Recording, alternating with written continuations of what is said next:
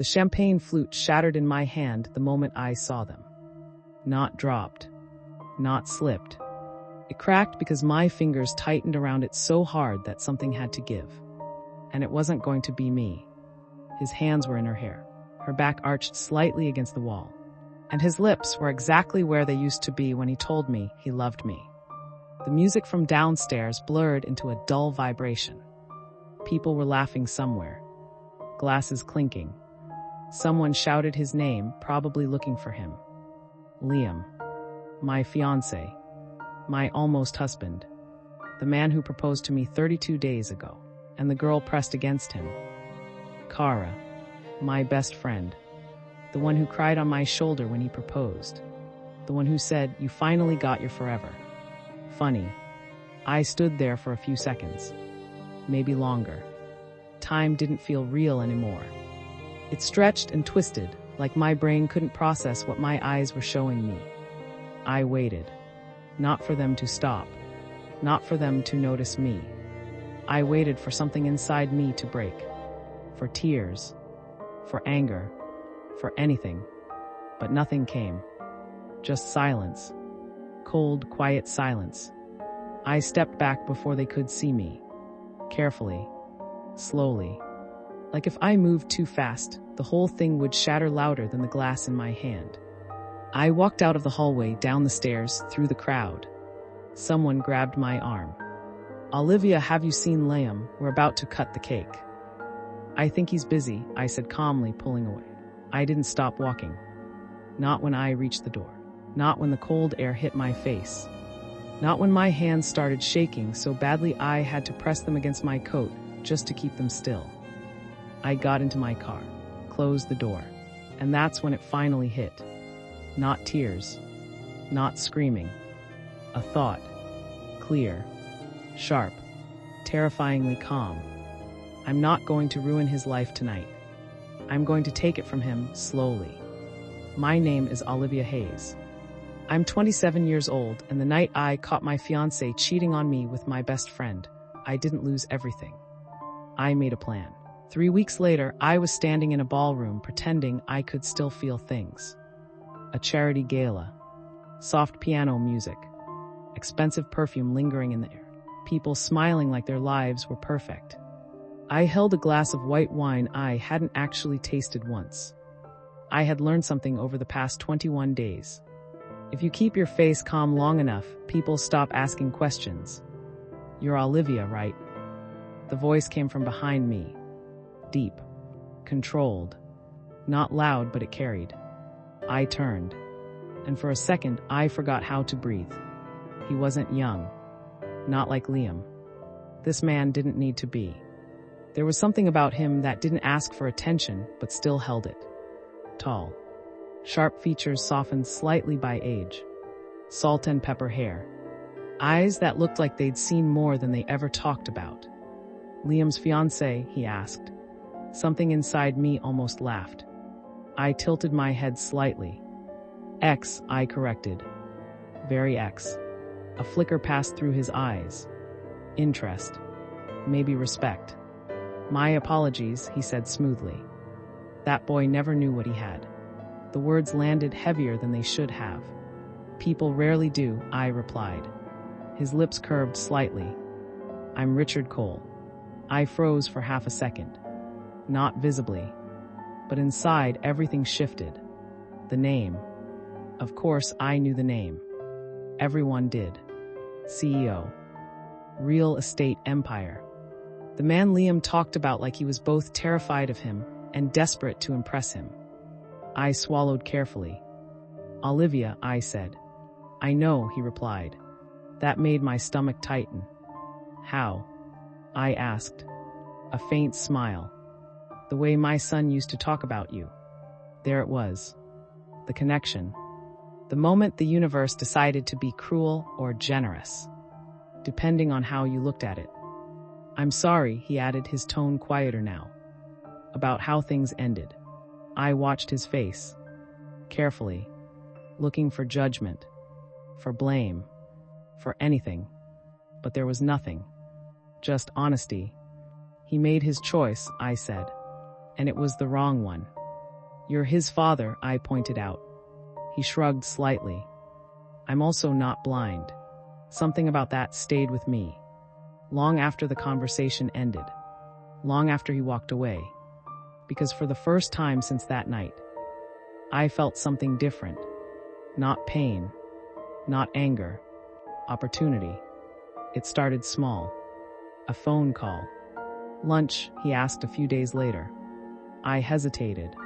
Not because I didn't want to go, but because I understood exactly what I was stepping into. And still, I said yes. Lunch turned into dinner. Dinner turned into conversations that lasted longer than they should have. At first, it was easy. Surface level. Safe. He talked about work. About life. About lessons learned the hard way. And I listened.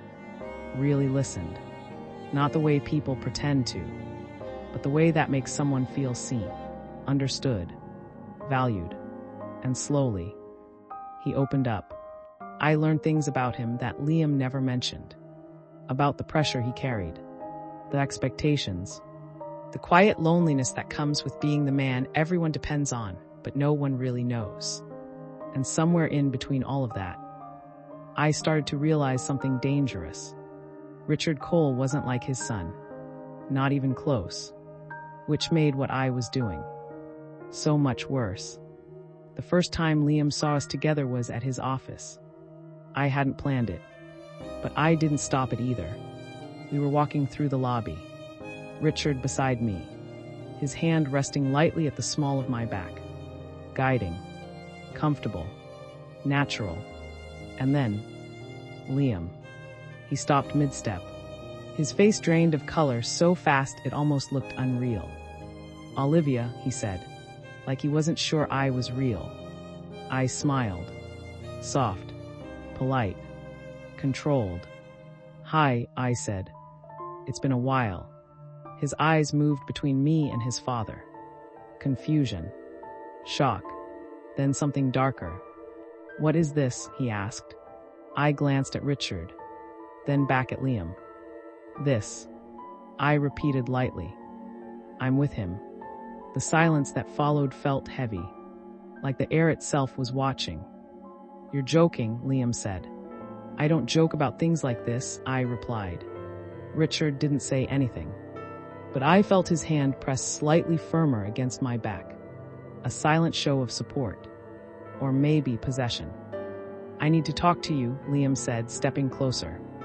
I don't think that's appropriate, I said calmly. His jaw tightened. Olivia. Mr. Cole, I said, turning slightly toward Richard. We're going to be late. That did it. Liam stepped back like he'd been hit. Mr. Cole, he repeated quietly. I didn't look at him again. Not when we walked past him. Not when the elevator doors closed. But I felt it. His eyes. Burning into my back. And for the first time since everything started, I felt it. That small, sharp flicker of satisfaction. This was just the beginning.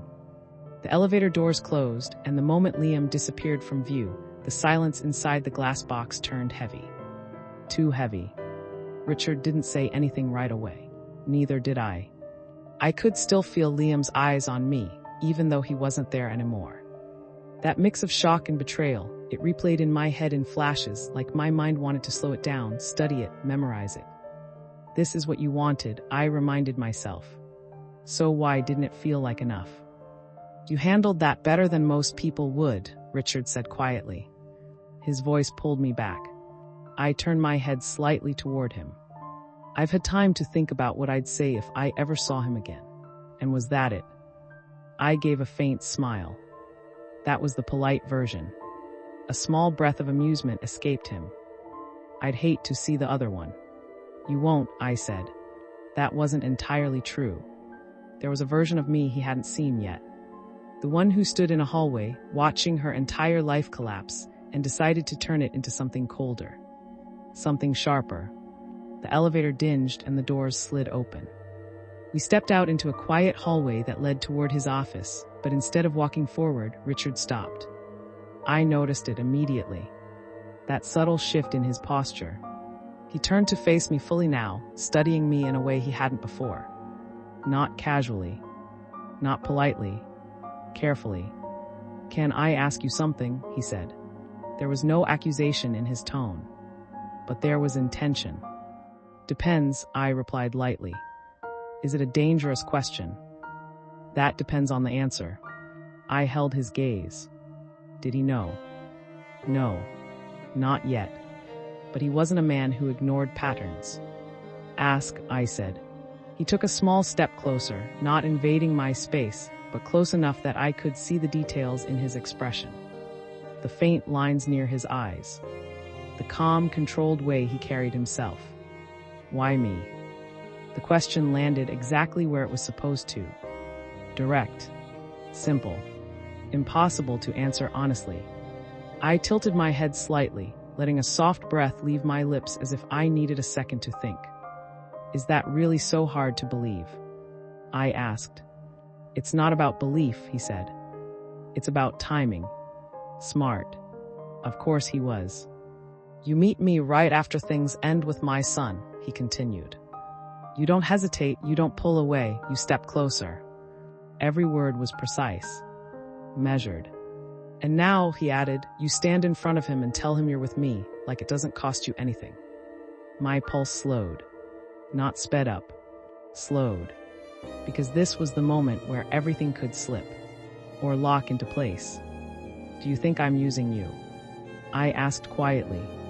He didn't answer immediately. And that silence told me everything. "I think," he said carefully, "you're not the kind of woman who does anything without a reason." That almost made me smile. Because he was right. Just not in the way he thought. I stepped a little closer now, closing the distance he had been careful to maintain. "Maybe I just chose better this time," I said softly. His eyes didn't leave mine. "Better," he repeated. "You're not him," I said. There was truth in that. A dangerous amount of truth. "And that's enough?" he asked. "For now," I replied.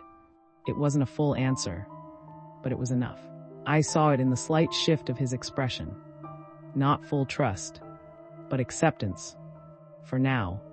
He nodded once. All right. And just like that, he let it go. Or at least, he pretended to. That night, I stood in front of my mirror longer than usual.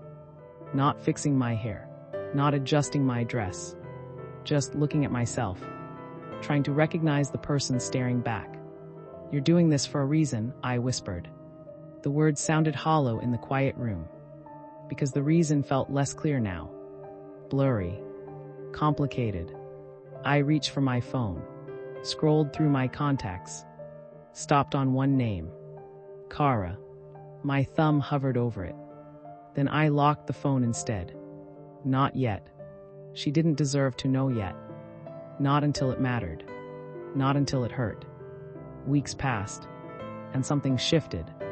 Not in the plan. In me. Richard didn't rush anything. He didn't push boundaries. He didn't demand time. But somehow, I kept giving it to him anyway. Dinners turned into long drives. Conversations turned into silence that didn't feel uncomfortable. And slowly, the lines started to blur. The first time he touched my hand, it wasn't calculated. It wasn't planned. It just happened. We were walking out of a restaurant, late evening, the city quieter than usual. I said something I don't even remember now.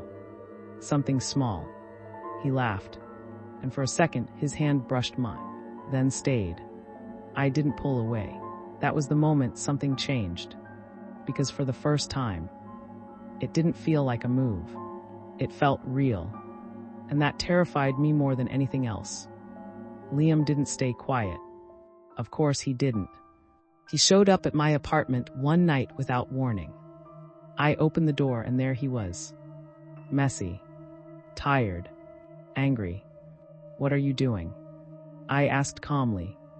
"What am I doing?" he repeated, letting out a sharp laugh. "What are you doing?" I leaned against the doorframe, crossing my arms loosely. "I'm living my life. With my father," he snapped. There it was. The part that broke him. I tilted my head slightly. "Does that bother you?" His jaw clenched. You think this is some kind of joke? No, I said softly. I think it's very real. You're doing this to hurt me. It wasn't a question. It was a statement. And for a second, I almost told the truth. Almost. But then I remembered that hallway. That moment. His hands on her. And the cold clarity came back. You're not that important, I said. The words hit exactly where they needed to. He flinched. Actually flinched. That's not true, he said, but his voice lacked conviction. I stepped closer now. Not aggressive. Not emotional. Just controlled. You made your choice, I said. You don't get to question mine. That's my father, Olivia. And you were my fiancé, I replied. Silence. Heavy. Unavoidable. You've lost your mind, he muttered. Maybe, I said. Or maybe I just stopped letting people take things from me. His eyes searched my face, looking for something. The girl he used to know. The one who would have cried, begged, broken. But she wasn't there anymore. And that scared him. I could see it. You're going to regret this, he said finally. I smiled faintly. Maybe, I replied. But not tonight. And with that, I closed the door. I stood there for a few seconds after he left. Hand still on the handle. Heart steady. Too steady. Because something about that felt too easy. Too clean. And deep down, I knew this wasn't over. Not even close. Because revenge doesn't end when the other person feels pain. It ends when you do. And I was just starting to realize. I hadn't felt anything yet. Not the way I was supposed to. Not the way this story was going to make me feel. And when that moment finally came, I had a feeling it wasn't going to be quiet. It was going to break something. Something I couldn't fix. The next morning felt too normal. That was the first thing that bothered me. Sunlight slipped through the blinds like nothing had changed. The city moved outside my window, cars passing, people rushing, life continuing without hesitation. And me. I stood in my kitchen, staring at a cup of coffee that had gone cold in my hands. Liam had shown up. He had looked at me like I was someone he didn't recognize. And still, I felt nothing. Or at least nothing that matched what I thought I should feel. No guilt. No satisfaction. Just this quiet, hollow space that refused to fill. My phone buzzed against the counter. I didn't have to check to know who it was. Richard. I picked it up anyway. Good morning, his voice came through, steady, composed, like always. Morning, I replied, forcing my tone into something softer. Did I wake you? No, I've been up. A small pause. You sound tired. I'm fine, I said automatically. Another pause. He didn't believe me. You have plans today, he asked. I leaned against the counter, staring at nothing. Not really. Lunch, he said. There's somewhere I want to take you. There was something different in his tone. Subtle. But there. Not business. Not casual. Something more intentional. And for a split second, I hesitated. Because this was the part where things got dangerous. This was where lines blurred. Where pretending started to feel like something else. But then, I'd like that, I said. The place he took me to wasn't what I expected. No luxury restaurant. No crowded rooftop. It was quiet. Almost hidden. A small spot overlooking the water, tucked away from the noise of the city.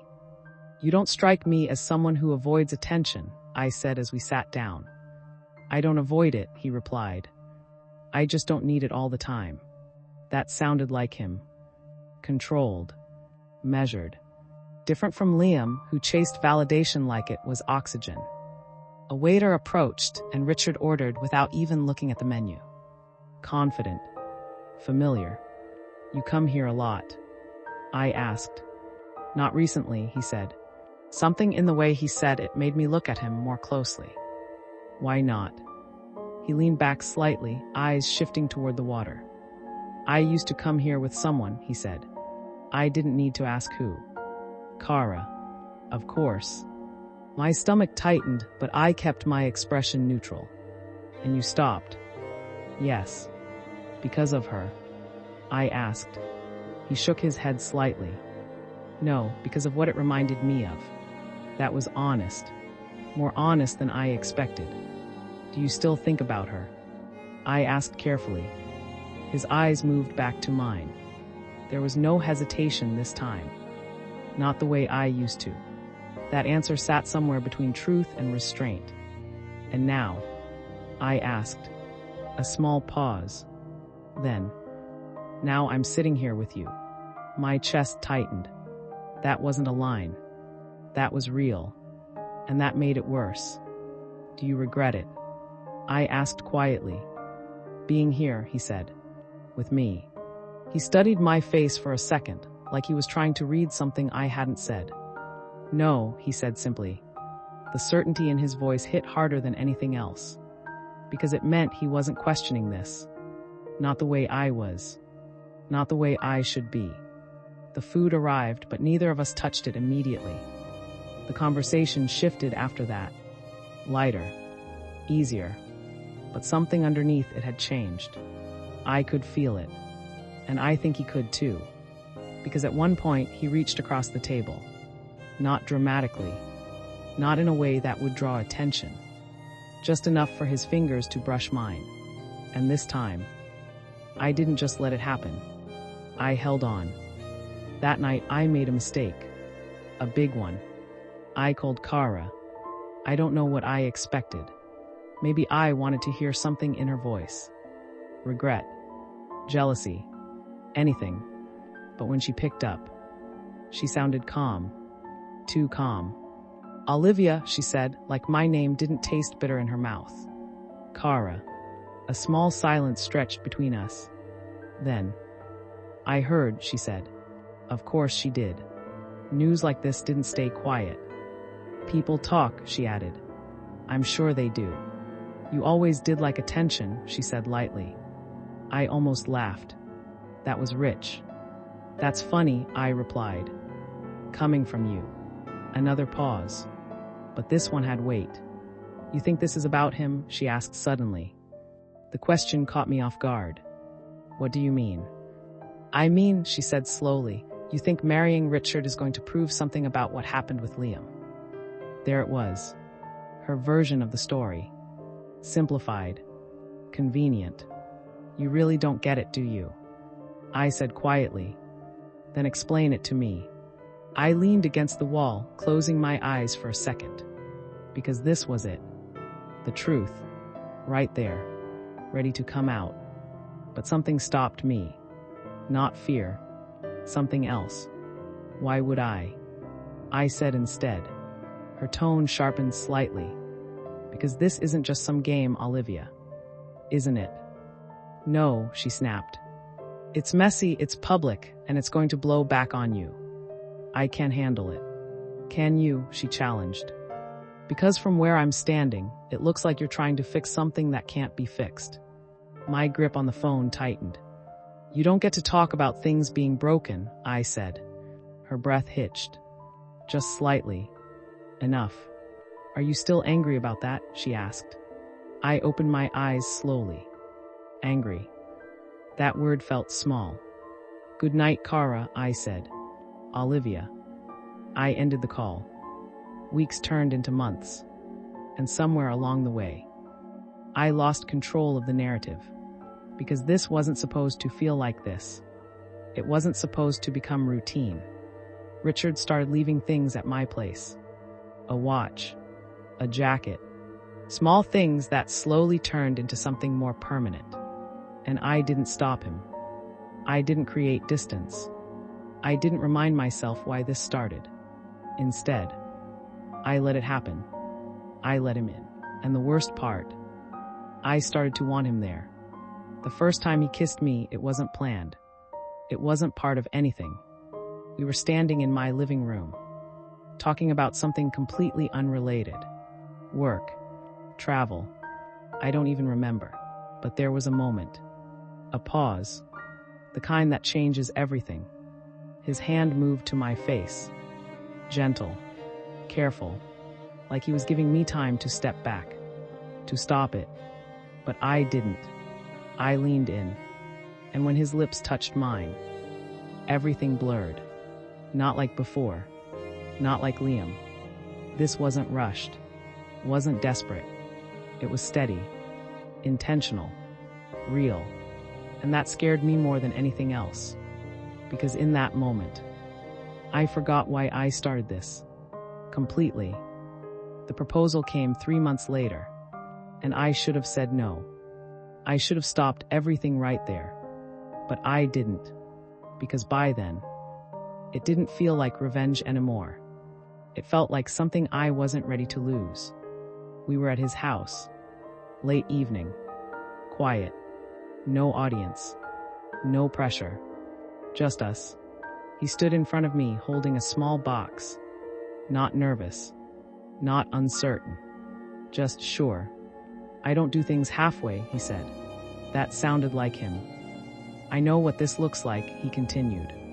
And I know people will talk. They already are, I said softly. A faint smile. Let them. Then he stepped closer. Close enough that I could feel the warmth of him. Close enough that it stopped feeling like a conversation and started feeling like a decision. I don't need perfect, he said. I don't need easy. My heart started to beat faster. Not from fear. From something else. I need real, he added. And with you, I have that. The words hit deep. Too deep. Because they weren't true. Not completely.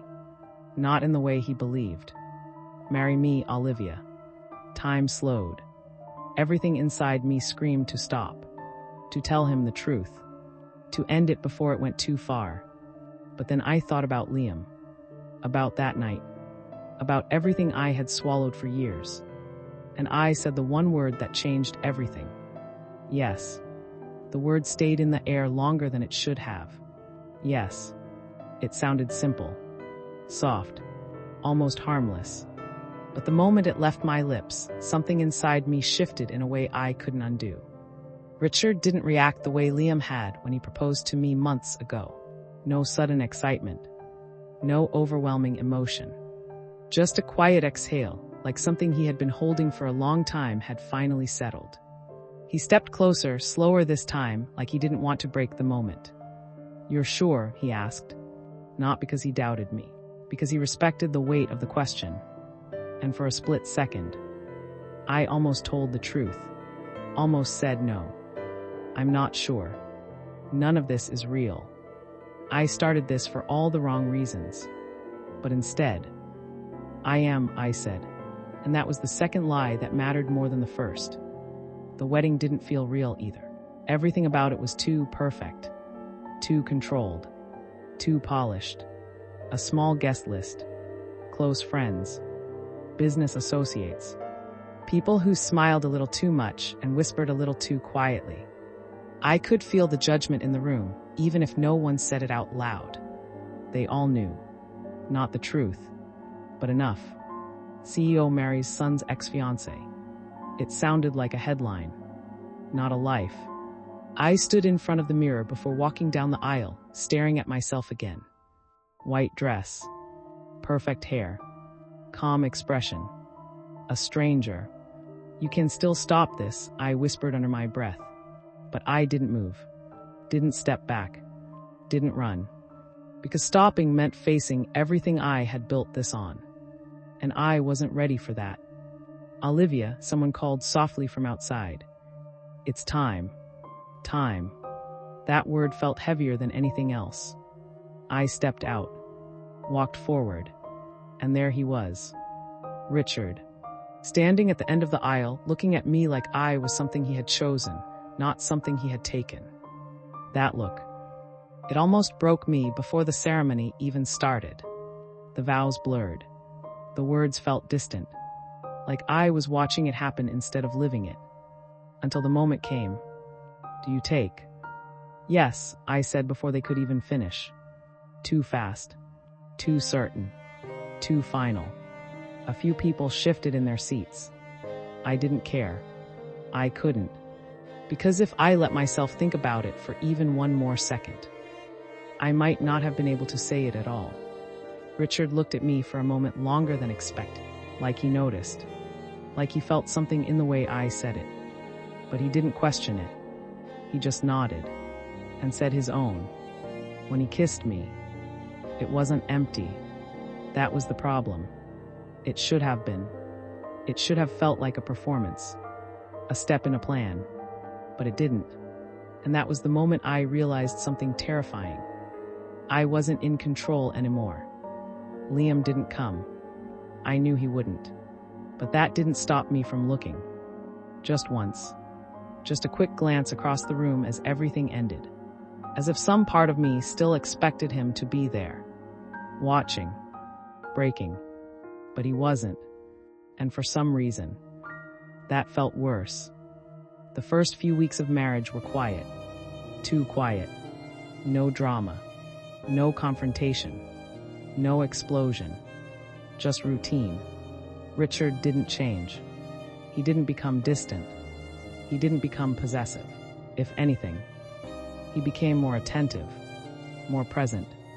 Like now that I was his wife, he had more reason to show up. And I didn't know how to handle that. "You don't have to pretend with me," he said one night. We were sitting in the living room, a soft light casting shadows across the walls. I looked up from my glass. "What makes you think I'm pretending?" He didn't answer right away. He just watched me, carefully. "You're always thinking," he said finally. "Even when you're quiet." That wasn't wrong. "You make it sound like a bad thing," I replied. "It's not," he said. "Unless you're thinking about leaving." My chest tightened. There it was. Not suspicion.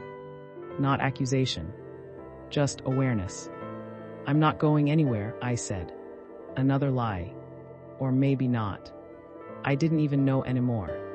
He nodded slowly, like he wanted to believe that. Like he chose to believe that. And that choice, it made everything heavier. 3 months in, everything changed. It started small. A phone call. Late at night. Richard stepped out to take it. I didn't think much of it at first. Until he didn't come back. 5 minutes. 10. 15. Something felt off. I stood up, walking toward the hallway, just as he came back in. And for the first time since I met him, he looked shaken. Not dramatically, but enough. "What happened?" I asked. He exhaled slowly. "Doctor," he said. My stomach dropped. "What?" "It's nothing serious," he added quickly. "Just stress."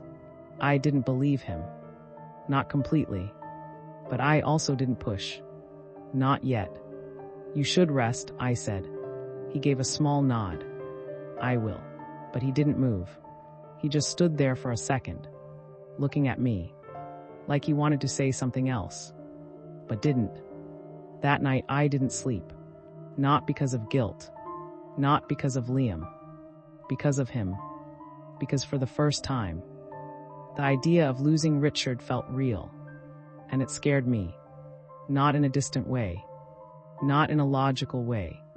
In a way that sat in my chest and refused to let me breathe properly. And that was the moment it hit me. Clear. Undeniable. Terrifying. This wasn't revenge anymore. Somewhere along the way, I had fallen in love with the man I was supposed to destroy. And I had no idea what to do with that. I didn't tell him. That was the first thing I decided. Whatever this feeling was, whatever had shifted inside me, I kept it locked down so tightly that even I pretended it wasn't there. Because the moment I said it out loud, it would become real. And if it became real, everything I had built would collapse under it. So instead, I did what I had always done best. I adapted. "You have another appointment tomorrow," I said the next morning, placing a cup of coffee in front of him like nothing had changed. Richard looked up from his phone. There was a pause. Small. Barely noticeable. But I caught it. "You went through my schedule?" he asked. His tone wasn't angry. Just curious. "I checked with your assistant," I replied. "You forgot to mention it." I didn't forget, he said. I met his eyes. No. He held my gaze for a second longer than usual, then looked away. It's routine, he said. You don't need to worry. Too late. I already was. Good, I said softly, because I wasn't planning to. Another lie. He stood up, adjusting his cufflinks. You don't have to take care of everything, he added. I'm not, I replied. But I was. And we both knew it. I started noticing things after that. Small changes. Things that most people would ignore. The way he paused slightly when standing up too quickly. The way his hand lingered near his chest sometimes, like it wasn't pain, but it wasn't nothing either. The way his energy dipped at the end of the day, even when he tried to hide it. Richard didn't complain. He didn't slow down. He just adjusted quietly. And for some reason, that made it worse. Because I couldn't ignore it. I couldn't pretend it wasn't there. And I definitely couldn't pretend I didn't care. Liam showed up again 2 weeks later. This time at Richard's office. And this time he wasn't calm. You think I'm just going to accept this? He snapped the moment he saw me. I didn't flinch. Didn't step back. Didn't react. But inside something shifted. Because this wasn't the same Liam anymore. This wasn't the confident, careless man who walked away from me like I was nothing. This was someone else. Someone desperate. You don't have to accept anything, I said calmly. That's my father, he said again, like repeating it would make more sense. And you were my fiancé, I replied. His jaw tightened. That's different. I tilted my head slightly. How? Silence. Because he didn't have an answer. Because there wasn't one. You're doing this to hurt me, he said again. And this time, there was something else in his voice. Not anger. Not just anger. Fear. I stepped closer. Not aggressively. Just enough to make him hold my gaze. You hurt me first, I said quietly. His eyes flickered. For a second, just a second. I saw it. Regret. Real regret. I made a mistake, he said. I almost laughed. Almost. A mistake. I repeated. Is that what you call it? I didn't think. No, I cut in. You didn't. That landed. Hard. I was going to tell you, he added quickly. When? I asked. After the wedding. He didn't answer. Because we both knew the truth. There's nothing left to fix, I said. That's not true, he said, stepping closer now. You don't feel anything. That question. It hit somewhere deeper than I expected. Because the answer wasn't simple anymore. Not the way it used to be. I feel exactly what I need to, I said. Another lie. He searched my face. Looking for something. Anything. But I didn't give him that. Not anymore. This isn't going to end the way you think, he said quietly. I frowned slightly. What does that mean? But he just shook his head. You'll see. And then he walked away, leaving that sentence behind like a warning. Or a promise. That night I couldn't shake it. You'll see. It kept replaying in my head. Over and over. Because Liam wasn't smart enough to make empty threats. If he said something like that, it meant something. And I didn't like not knowing what. A few days later, I found out. Not from Liam. From someone else. Someone I didn't expect. Kara. She showed up at my house without warning. I opened the door and there she was. Perfect. Composed. Like always. But her eyes. There was something different. Something tense. You need to talk to him, she said immediately. No greeting. No sarcasm. Just urgency. Excuse me. I said. Richard, she clarified. You need to talk to him. My stomach tightened. About what? She hesitated. And that was new. Kara didn't hesitate. Not ever. What is it? I pressed. She looked past me like she was making sure no one else was listening. then back at me. There are things you don't know, she said. Cold, vague, dangerous. Then tell me, I said. Her jaw tightened slightly. I can't. I let out a quiet breath. Then why are you here? Because, she said slowly, whatever you think you're doing, whatever this is. Her eyes locked onto mine. It's not what you think it is. My heart started to beat faster. Not from fear. From instinct. Something was wrong. What are you talking about? I asked. But she didn't answer. Not directly. Instead, she stepped back. You should ask him yourself, she said. And then she left. Just like that. No explanation. No clarity. Just questions. That night, I sat across from Richard at dinner, watching him in a way I hadn't before. Not as part of a plan. Not as someone I was trying to read for advantage. But as someone I might not fully know. And that thought, it unsettled me. You've been quiet, he said, setting his glass down. I forced a small smile. Just tired. He didn't look convinced. But he didn't push. Not yet. And I realized something in that moment. I had been so focused on what I was hiding from him. I never stopped to think about what he might be hiding from me.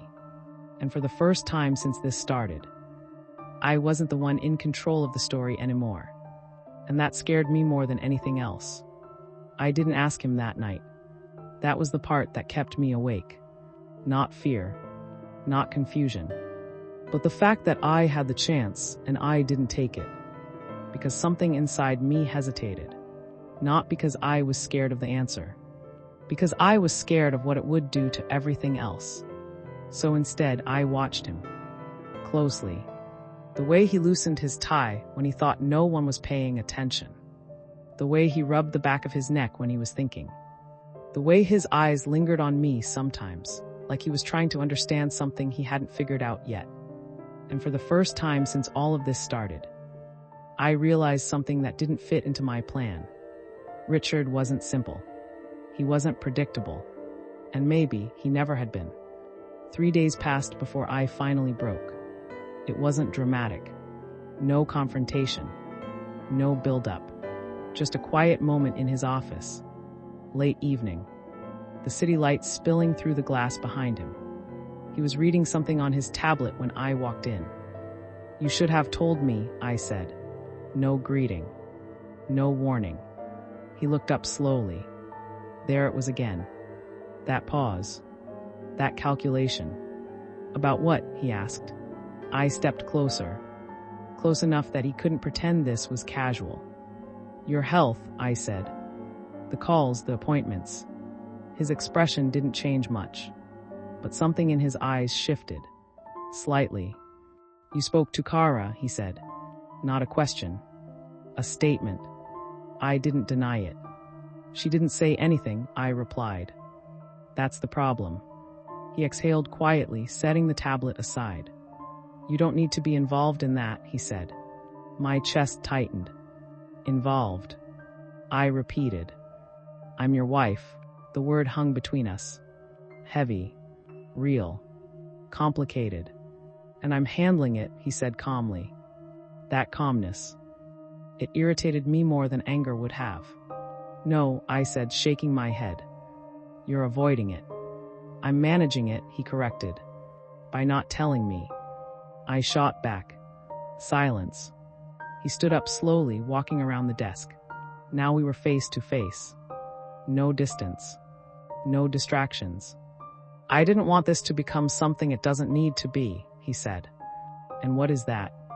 I asked. A problem, he said simply. I stared at him. It already is. Another pause. But this one felt different. He was deciding something. Not reacting. Choosing. And then, it's my heart, he said. The words hit harder than I expected. Not because I didn't suspect something like that, but because hearing it made it real. What about it? I asked, my voice quieter now. Stress-related complications, he said. Nothing immediate. Nothing immediate. That phrase. It sounded like comfort. But it wasn't. It was a delay. A warning dressed as reassurance. And the doctor, I pressed. They're monitoring it, he said. Medication, adjustments. I swallowed. Why didn't you tell me? This time. He didn't answer right away. He just looked at me. Longer than usual. Like he was trying to see past what I was saying into why I was saying it. Because I didn't want you to stay for the wrong reason, he said finally. My breath caught. What does that mean? It means, he said slowly, I know this marriage didn't start the way most do. My chest tightened. Dangerously. And I wasn't going to use something like this to change that. Use. That word burned. You think I would stay out of pity? I asked. I think, he said carefully, that people make different choices when they feel responsible for someone. I didn't respond. Because the worst part was, he wasn't wrong. But he wasn't right either. Not anymore. You should have trusted me, I said quietly. That was the truth. At least part of it. He studied my face. I'm trying to, he said. Trying. Not already there. Not fully. And I couldn't blame him for that. Not with everything I had done. That night felt different. Not distant. Not quiet. Just heavier. Like something unspoken had shifted between us. And neither of us knew exactly what to do with it. A week later, everything broke. Not slowly. Not subtly. All at once. I got the call in the middle of the afternoon. Unknown number. I almost didn't pick up. Mrs. Hale, a voice said. Yes. There's been an incident, Mr. Hale collapsed during a meeting. The world around me went silent. Like someone had pulled the sound out of it. What? I said, standing up too fast. He's been taken to the hospital. You should come immediately. I don't remember grabbing my keys. I don't remember the drive. I don't remember anything except the sound of my own heartbeat in my ears. Too loud. Too fast. Too real. Hospitals have a certain smell. Clean. Cold. Unforgiving. I hated it the moment I walked in. Olivia. I turned. Liam. Of course. He was already there. Pacing. Anxious. And for once, he didn't look at me with anger. He looked at me like we were on the same side. What happened? I asked. He collapsed, Liam said quickly. They're running tests. My hands felt cold. Did he say anything? Liam shook his head. No, it just happened. I nodded slowly, trying to process, trying to stay steady. But inside, everything was falling apart. Hours passed, or maybe minutes. I couldn't tell. Time didn't move normally in places like that. It stretched, warped, waited, until finally, a doctor walked toward us, and everything in me tightened. Family, he asked. Yes, I said immediately. The word came out before I could think about it, before I could question it, before I could stop it. Yes. And for the first time since all of this started, it wasn't a lie. We've stabilized him, the doctor said. Relief hit first. Fast. Sharp. But it didn't last. He has a serious cardiac condition, the doctor continued. It's been developing for some time. My stomach dropped. What does that mean? I asked. It means, the doctor said carefully, this wasn't unexpected, but it is serious. Serious. Another word that didn't say enough. Is he going to be okay? Liam asked. The doctor hesitated. And that hesitation, it told me everything. We're doing everything we can. I sat there after that, not moving, not speaking, just breathing. Barely. Because for the first time, the possibility of losing him wasn't abstract anymore. It wasn't a thought. It wasn't a fear.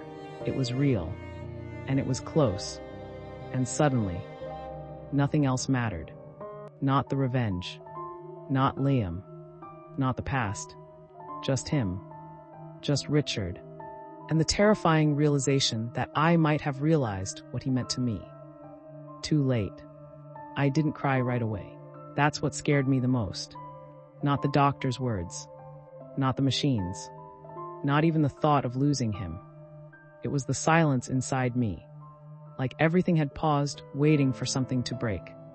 Liam was still talking, asking questions, trying to understand numbers and timelines and risks.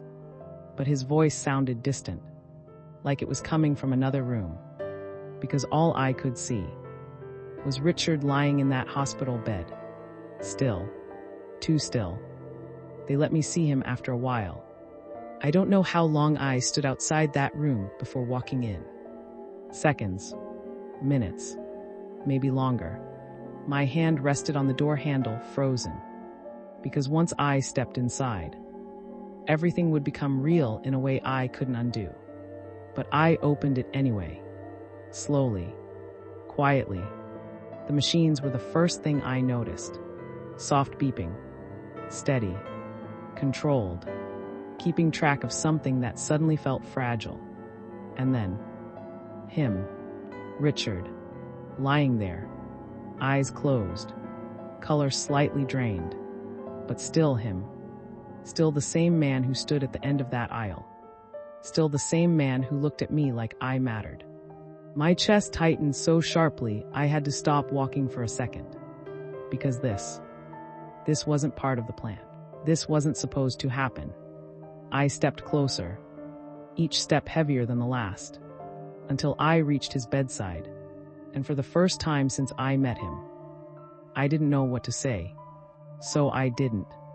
I just stood there, looking at him, taking in every detail like I was afraid I'd forget it.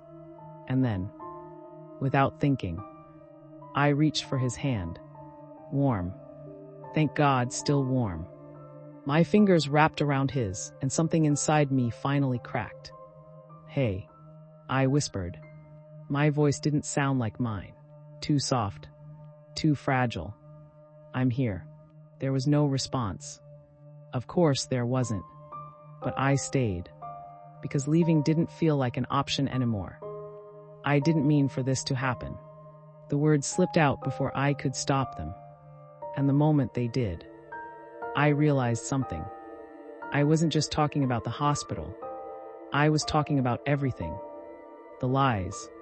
The plan. The marriage. All of it. I was angry, I continued quietly. I thought I knew what I was doing. My thumb brushed lightly over his hand. A small, unconscious movement. I thought hurting him would fix something in me. My throat tightened. But it didn't. The room stayed silent. Machine steady. Unchanging. I don't even know when it stopped being about him, I admitted. And that was the truth. Somewhere along the way. Liam had stopped being the center of this story, and Richard had taken his place. Without me noticing. Without me meaning to. "I should have told you," I whispered. My eyes burned now. "Finally. You deserve to know who you were marrying." A tear slipped down before I could stop it. "I used you," I said. The words hurt. Sharp. Honest. "I used your trust, your kindness, all of it." My grip on his hand tightened slightly. "I didn't expect you to be you." That sounded stupid. Incomplete. But it was the only way I could say it. I didn't expect to care. Another tear. Then another. And suddenly, I couldn't stop them.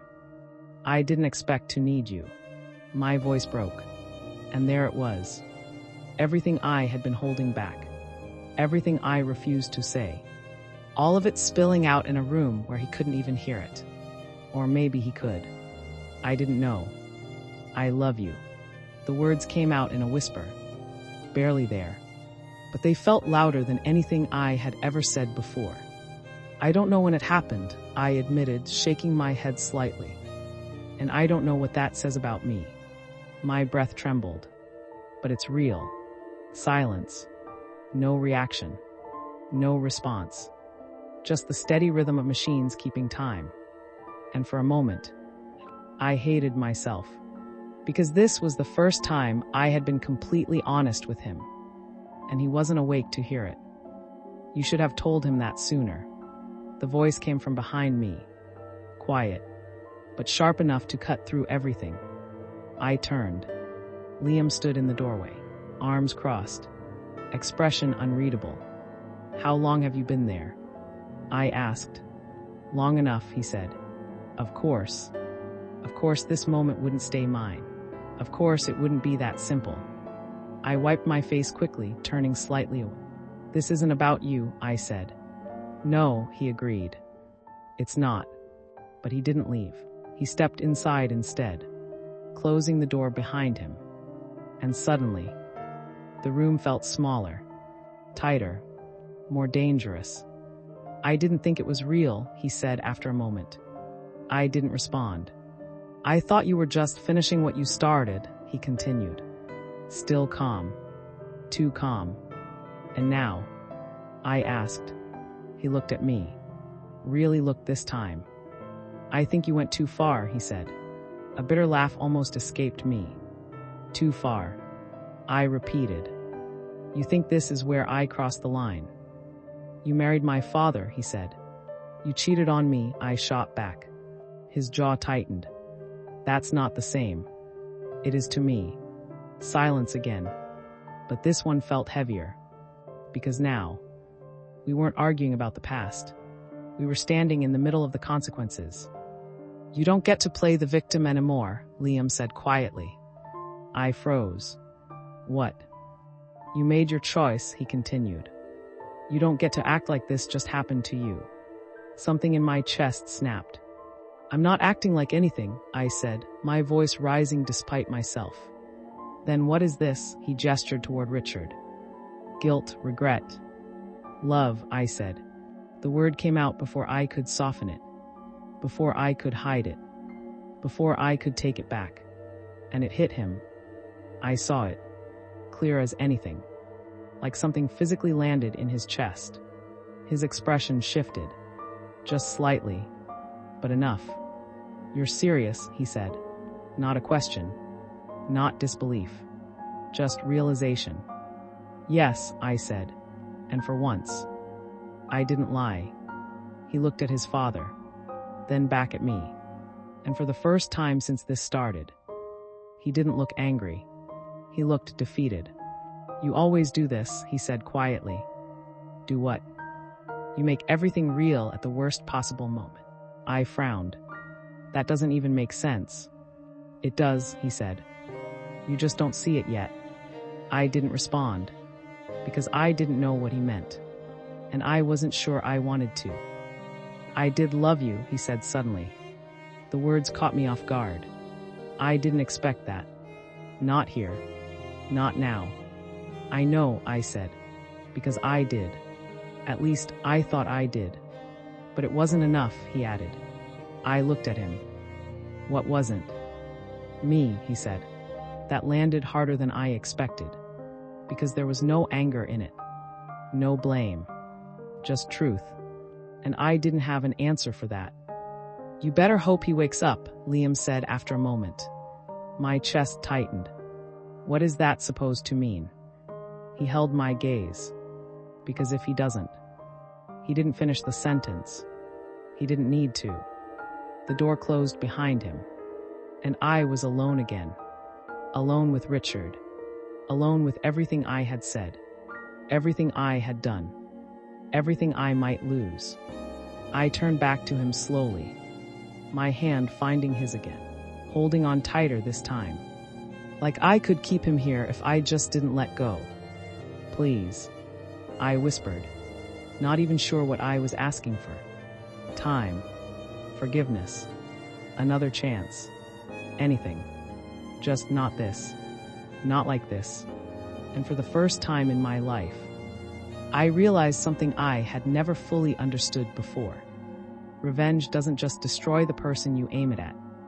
It destroys everything around it, including you. And now, I had to live with that. Unless, somehow, he opened his eyes. I don't know how long I sat there after that. Minutes blurred into hours. The machines kept their rhythm, steady, unchanging, and I held onto his hand like it was the only thing keeping me grounded. At some point, exhaustion started to creep in. My body felt heavy, my thoughts slower, but I didn't let go. I couldn't, because something inside me kept whispering the same thing over and over. If you let go, you'll lose him. It didn't make sense. But fear doesn't need logic. Olivia. The voice was soft, barely there. For a second, I thought I imagined it. My head snapped up. My heart stopped. And then, his fingers moved. Just slightly, but enough. Enough to shatter the silence. Richard. My voice came out broken, almost afraid to believe it. His eyelids fluttered. Slow, heavy, like it took everything in him just to open them. But he did. And when his eyes finally met mine, everything inside me collapsed at once. Relief, fear, guilt, love, all crashing together so hard I had to grip the side of the bed to steady myself. Hey, I whispered again, tears already slipping down before I could stop them. You're okay, you're here. His gaze stayed on me, confused at first, trying to focus, trying to catch up. What happened? He asked, his voice rough, barely audible. You scared me, I said, a weak, breathless laugh escaping through the tears. That's what happened. He blinked slowly, like the words were taking time to land. Then his eyes shifted slightly, scanning the room. Hospital. Machines. Reality. Ah, he murmured faintly. That explains it. Even now. Even like this. He was trying to make it lighter. Easier. For me. And that broke something inside me all over again. You should rest, I said quickly, wiping my face. Don't try to talk. But his eyes came back to mine. Focused now. More aware. And there was something in them. Something searching. You stayed, he said. Not surprised. Not relieved. Just stating it. I'm your wife, I replied. The words came out automatically. But they didn't feel like a role this time. They felt real. And he noticed. I could tell he noticed. Is that the reason? He asked quietly. The question caught me off guard. Because it wasn't simple. Not anymore. And he deserved the truth. For once. He deserved that. I swallowed hard. No, I said. My voice was softer now. More honest than it had ever been. It's not. Silence filled the space between us. But it wasn't empty. It was heavy. Waiting. What is it then? He asked. His voice was still weak. But steady. And his eyes didn't leave mine. I could have lied. I could have said something safe. Something easy. Something that didn't risk everything. But I didn't. I meant what I said, I whispered. His brow furrowed slightly. What did you say? My chest tightened. Of course. Of course he didn't hear it. I let out a slow breath and stepped closer. Close enough that there was no distance left between us. I said, I love you. The words felt different this time. Stronger. Clearer. Like they weren't just something I had to admit. They were something I was choosing. His eyes searched my face. Carefully. Like he was trying to find any sign that I didn't mean it. Any crack. Any hesitation. But there wasn't one. Not this time. You don't have to say that, he said quietly. I know, I replied. Then why are you? Because it's true. The silence that followed wasn't uncomfortable. It wasn't tense. It was fragile. Like something new had just been placed between us, and neither of us wanted to move too quickly and break it. You told me once, he said slowly, that you weren't going anywhere. I nodded. I remember. Was that true? He asked. The question lingered. Not accusatory. Just real. And I didn't look away. Yes, I said. It is now. Now. That word mattered. Because it meant I wasn't pretending anymore. It meant I wasn't hiding behind the past. It meant I was choosing this, choosing him. He studied me for a long moment, long enough that my heartbeat started to pick up again, not from fear, from uncertainty, because this was the part I couldn't control. This was his choice, not mine. "You're a difficult person to understand," he said finally. A small, tired smile touched his lips. Despite everything, despite the situation, despite the weight of the moment, I let out a quiet breath. "You're not exactly simple either." That earned a faint exhale that almost sounded like a laugh.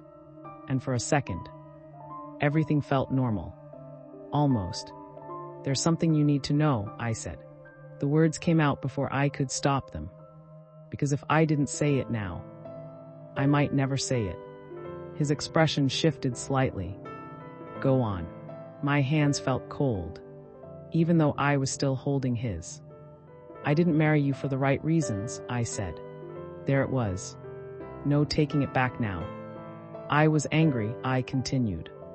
At Liam, at everything that happened. His jaw tightened slightly, but he didn't interrupt.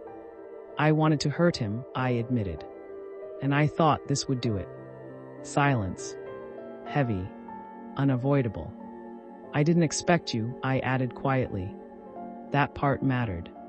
That part was the truth that changed everything. "I didn't expect to care about you."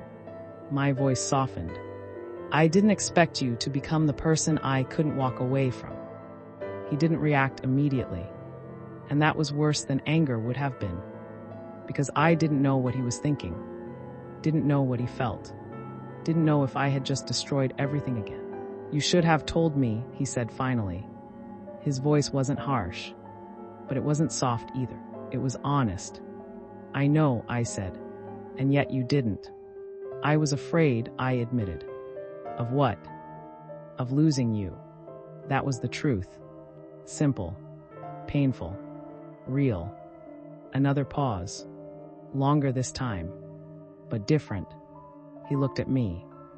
Really looked at me. Like he was trying to decide something important. Something final. And I didn't breathe while he did. Because this was it. This was the moment everything balanced on. "You're right," he said slowly. My chest tightened. "About what?" "I deserve to know," he said. Guilt hit me again. Sharp. "I'm sorry," I whispered. He nodded slightly. "I believe you." Relief flooded through me so suddenly it almost made me dizzy. But it didn't last. Because then he added, "But that doesn't make it easy. And that was fair." "I'm not asking you to forgive me right now," I said quickly. "I know. I needed you to hear it." I did. His voice was steady, grounded, real. "And I meant what I said too," I added quietly. His eyes flickered slightly. "When?" "In there," I said softly. "Before you woke up." Something shifted in his expression. Something small, but important. "Then I guess I woke up at the right time," he murmured. I let out a breath I didn't realize I was holding. And for the first time since the hospital call, I felt something that wasn't fear. Not fully, not completely, but enough. Hope. Fragile. Uncertain. But there. And I held on to it. Just like I held on to him. Because this time, I wasn't planning anything. I wasn't controlling anything. I wasn't pretending anything. I was just staying. The first night he slept through without alarms going off, I didn't. I sat in that chair beside his bed, watching every rise and fall of his chest like it was the only rhythm that mattered. Every small shift made my heart jump. Every silence felt too long. At some point, a nurse came in and told me I should rest. I nodded. I didn't move. Because the second I closed my eyes, one thought kept hitting me over and over. What if he stops breathing when I'm not looking? It wasn't rational, but it was real. Morning came quietly, soft light slipping through the blinds. Cold, pale, too calm for everything that had happened. Richard was awake before I realized I had even drifted off. "You look worse than I do," he said, his voice still rough but steadier than before. I blinked, sitting up straight. "I doubt that." He gave me a faint look. "You haven't slept." "I'm fine." He didn't argue. But he didn't believe me either. The doctor came in not long after, explaining things again. Condition, risk, lifestyle changes, monitoring. Words that sounded controlled but carried weight underneath. "This isn't something you can ignore anymore," the doctor said firmly. Richard nodded once. "I understand." But I didn't like the way he said it. Too calm, too accepting. Like he had already made peace with something I wasn't ready to even face. "You're going to slow down," I said the moment the doctor left. It wasn't a question. It wasn't a suggestion. It was a decision. Richard glanced at me. "Am I?" "Yes." A small pause. "And if I don't?" I held his gaze. "You will." Something in my tone must have landed, because he didn't push it further. Not this time. He was discharged 2 days later. Too soon, in my opinion. But he insisted. Of course he did. Back home, everything felt different. The same walls, the same furniture, the same quiet, but heavier. Like the house itself knew something had changed. I followed him around more than I should have. Watching, noticing, waiting for something to go wrong. "You're hovering," he said at one point, not even looking at me. "I'm making sure you don't collapse again." "I'm not going to collapse every 5 minutes. You already did once. That doesn't make it a pattern." I crossed my arms. "It makes it a possibility." He finally looked at me. And for a second, there was something there. Not irritation. Not frustration. Something softer. "You don't have to do this," he said. "I know." "Then why are you?" I didn't answer right away. Because the truth wasn't simple. But it was clear. Because I want to. That should have been enough. But it wasn't. Not for him. Not yet. A few days later, I found something I wasn't supposed to. Not intentionally. I wasn't snooping. I wasn't looking for anything. I was just trying to find a document in his study. But the folder was there. Partially open. Medical reports. Detailed ones. More detailed than anything the doctor had told us. And before I could stop myself, I looked. I shouldn't have. I knew that. But I did. And the moment my eyes scanned the words, everything inside me went cold. Severe cardiac deterioration. High risk of sudden complications. Recommended immediate long-term intervention. My hands started to shake. Because this wasn't manageable. This wasn't stress-related. This was something else. Something worse. Something he hadn't told me. Looking for something. His voice behind me made me flinch. I turned too quickly. The papers still in my hand. My heart pounding. "You lied to me," I said. No hesitation. No filter. His expression didn't change much. But his eyes, they darkened slightly. "I didn't lie," he said. "You didn't tell me the truth. That's not the same. It is to me." Silence. Heavy. Sharp. "You said it wasn't serious," I continued, holding up the report. "This says otherwise." He exhaled slowly, like he had expected this moment, like he knew it was coming. "I told you what you needed to know." Anger hit me fast. Hot. Uncontrolled. "No," I snapped. "You told me what was convenient. That's not fair. Neither is this." I shot back. "You don't get to decide how much of your life I'm allowed to know. I was protecting you. I don't need protection." My voice echoed in the room. Too loud. Too emotional. But I didn't stop. "I need honesty," I said, my voice shaking now. "I need to know what I'm dealing with." He looked at me. Really looked. And for the first time, I saw something crack in his calm. What if what you're dealing with is something you can't fix? He asked quietly. That stopped me, because I didn't have an answer for that. I'm not trying to fix it, I said after a moment. Then what are you trying to do? Stay. The word came out softer this time, but stronger, because it wasn't reactive. It was chosen. I'm trying to be here, I continued. For you. His jaw tightened slightly. You weren't always. That hit. Hard. Because he wasn't wrong. I am now, I said. And I meant it. Another long silence. But this one felt different. Less like a wall. More like something being weighed. Considered. You shouldn't have read that, he said finally. I know. But you did. Yes. And now. I took a breath, steadying myself. Now you tell me everything. He studied me. Carefully. Like he was deciding whether I could handle it. Or maybe. Whether he could. And then. It's worse than I told you, he said. The words landed exactly the way I expected them to. Heavy. Final. Real. How bad? I asked. He didn't answer immediately. And that delay. It scared me more than anything else. Finally. There's a chance, he said slowly, that this doesn't get better. My chest tightened. A chance. A possibility. A future I didn't want to imagine. But there are options, he added. My eyes snapped back to his. What options? Treatment, surgery, long-term management. Hope flickered. Small. Fragile. But. I pressed. He held my gaze. But none of them are guaranteed. Of course they weren't. Nothing ever was. Then we try anyway, I said.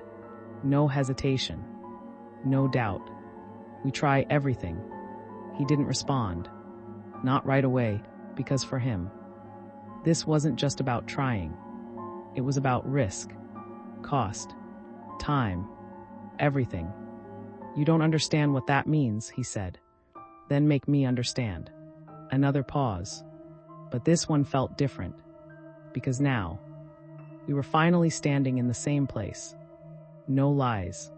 No half-truths. Just reality. And whatever came next, we would face it. Together. Or not at all. He didn't agree right away. That was the part that almost broke me again. Not because I expected him to say yes instantly, but because I could see it in his eyes. That hesitation. That quiet resistance. Like he had already made a decision about his own life, and I had just walked in too late to change it. You're already thinking about not doing it, I said. My voice was calmer now, but sharper, more certain. He didn't deny it.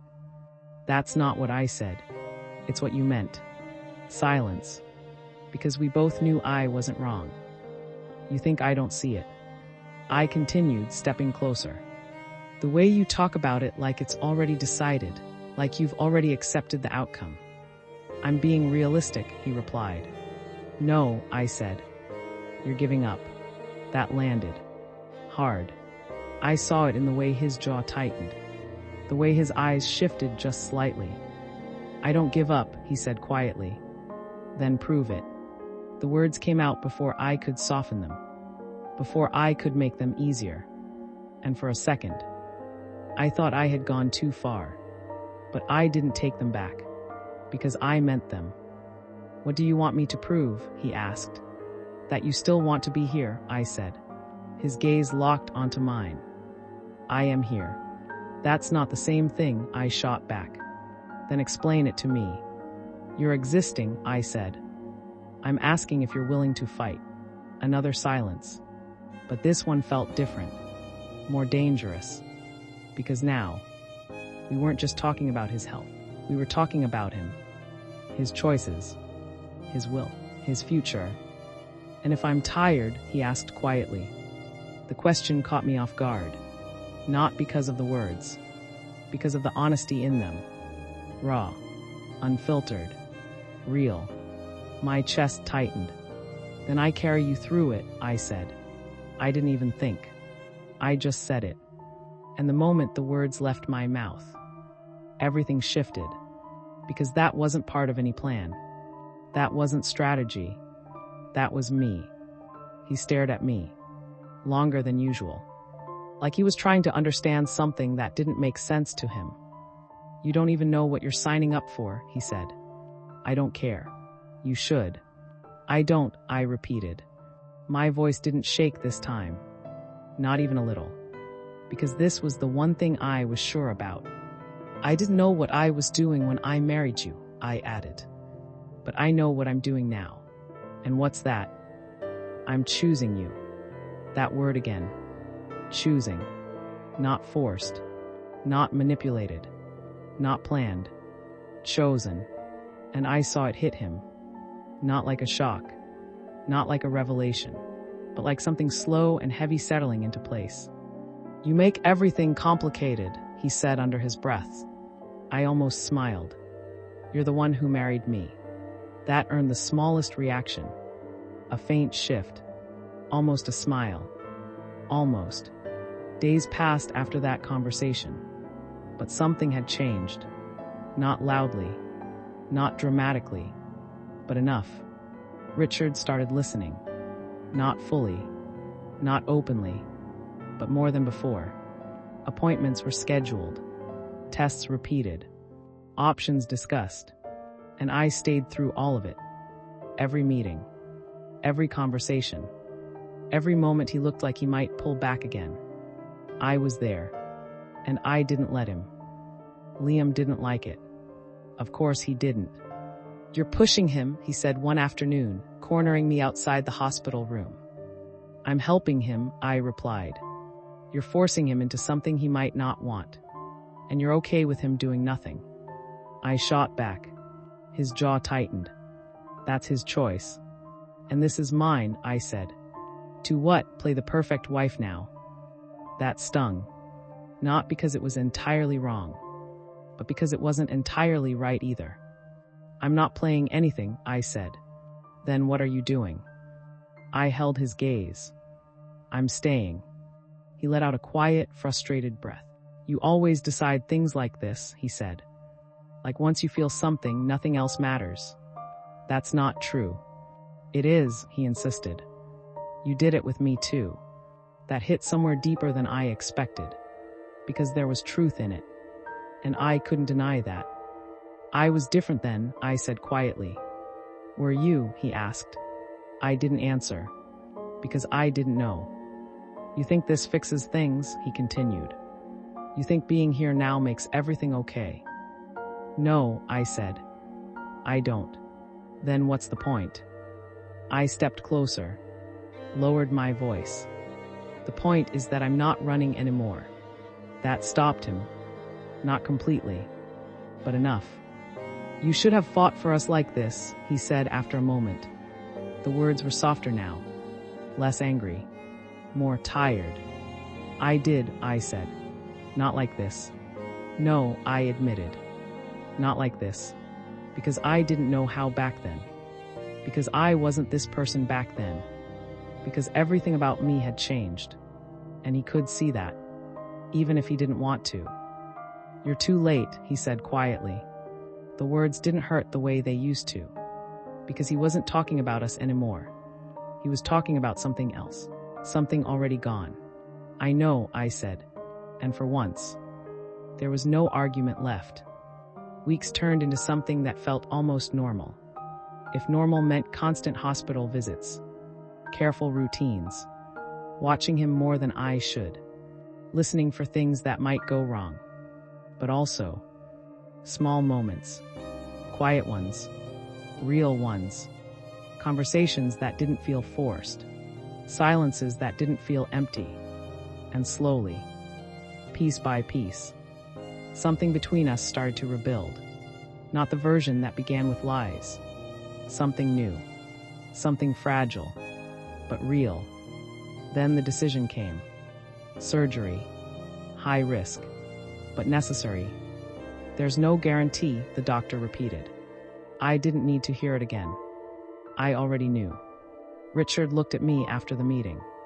Not at the doctor. Not at Liam. At me. Like somehow. My reaction mattered more than anything else in that room. "You still want me to do this?" he asked. It wasn't doubt. It was confirmation. Like he needed to hear it one more time. I didn't hesitate. Yes. My voice was steady. Clear. Certain. "I do." He nodded once. And that was it. The decision was made. The night before the surgery. Neither of us slept. We didn't say it out loud. But we both knew why. Because this could change everything. Or end it. And there was no way to control which one it would be. "You're quiet," he said, sitting across from me. "So are you." "I'm always quiet. Not like this." He watched me for a moment. "You're scared." It wasn't a question. I didn't deny it. Yes. Of losing me. The question was simple. But the answer wasn't. Because it wasn't just fear anymore. It was something deeper. Something heavier. "Yes," I said again. He nodded slowly. Like he expected that. Like he understood it. And then, "You won't," he said. I almost laughed. Not because it was funny. Because it wasn't something he could promise. "You can't know that," I said. "No," he admitted. "But I can choose to believe it." I looked at him. Really looked. And for the first time, I saw something different. Not fear. Not resignation. Determination. Quiet. Steady. But real. "Then I'll believe it too," I said. And for once. That wasn't a lie either. We sat there after that. No more words. No more questions. Just the quiet understanding that whatever happened next, we would face it. Together. And this time, there were no secrets left between us. Only truth. And the weight of what it meant. The morning of the surgery felt unreal. Not dramatic. Not chaotic. Just quiet in a way that didn't feel natural. The kind of quiet that comes before something changes everything. I stood beside him while the nurses moved around, preparing things, checking monitors, adjusting lines. Like this was just another routine day. But it wasn't. And we both knew it. "You don't have to stay in here," he said, watching me as I stood a little too close to the bed. "I'm not going anywhere," I replied. My voice was steady. But my fingers were tightly wrapped around the edge of the railing, like letting go might make this moment slip away. He studied me for a second. "You've said that before." And I meant it. I know. That I know felt different this time. Like it wasn't doubt anymore. Just acceptance. A nurse stepped in. "It's time." 2 simple words. But they landed like something heavy dropping in my chest. I nodded before I could stop myself. Like agreeing would somehow make this easier. It didn't. They started to move him. The bed shifted slightly. Wheels rolling. Slow. Too slow. And suddenly, I wasn't ready. "Wait," I said. The word came out sharper than I intended. Everyone paused. Richard looked at me. Calm. Too calm. Like he had already made peace with whatever came next. And that terrified me. I stepped closer. My heart pounding so loudly I could barely hear anything else. I stopped swallowing hard. "I just need a second." No one rushed me. No one interrupted. The room gave us that moment. And I used it. I reached for his hand again. Familiar now. Grounding. Real. "You don't get to leave me," I said quietly. The words weren't polished. They weren't perfect. But they were honest. And that was enough. A faint breath escaped him. Almost like a soft laugh. "I'll do my best." "That's not good enough." His eyes softened slightly. "It's all I've got." I shook my head. "Then it has to be enough." He tightened his grip on my hand. Just slightly. But I felt it. "You changed everything," he said. The words caught me off guard. "What?" "You," he repeated. "You changed everything I thought this was going to be." My chest tightened. I didn't mean to. I know. And I'm sorry. Don't, he interrupted gently. That stopped me. Because there was no anger in it. No blame. Just something deeper. If I come out of this, he said slowly, we don't go back to what this started as. My breath caught. We won't, I said immediately. No lies, he added. No lies. No half-truths. None. He held my gaze. And no running. That one hit differently. Because he knew me. Or at least who I used to be. I'm not running anymore, I said. And for the first time, I knew that was true. They started moving him again. This time, I didn't stop them. I walked alongside the bed until I couldn't anymore. Until the hallway narrowed. Until the doors appeared. Until reality stepped in and said this was as far as I could go. Wait here, someone said. And then the doors closed. Just like that. Waiting is the worst part. Not knowing. Not seeing. Not being able to do anything. Time doesn't move normally. It stretches. Breaks. Slows down just enough to make every second feel unbearable. I sat there. Hands clenched. Mind racing. Trying not to imagine everything that could go wrong. And failing. Liam showed up again. Of course he did. He didn't say anything at first. Just sat a few chairs away. Like we were strangers sharing the same space. Minutes passed. Maybe longer. I didn't think he'd actually do it, he said finally. I didn't look at him. He did. That's because of you. That made me turn. What's that supposed to mean? He listens to you, Liam said. More than he ever listened to anyone. I frowned slightly. That's not true. It is, he insisted. You just don't see it. Silence settled again. But it didn't feel as tense this time. Just heavy. Shared. You really love him? Liam asked after a while. The question didn't catch me off guard anymore. Yes. No hesitation. No confusion. Just truth. He nodded slowly. Like he expected that answer. Like he already knew. I hated you for this, he admitted. I didn't respond. Because I knew. I thought you were just trying to destroy everything, he continued. And now, he looked ahead. Not at me. I think you already did, he said quietly. My chest tightened. Not from anger. From something else.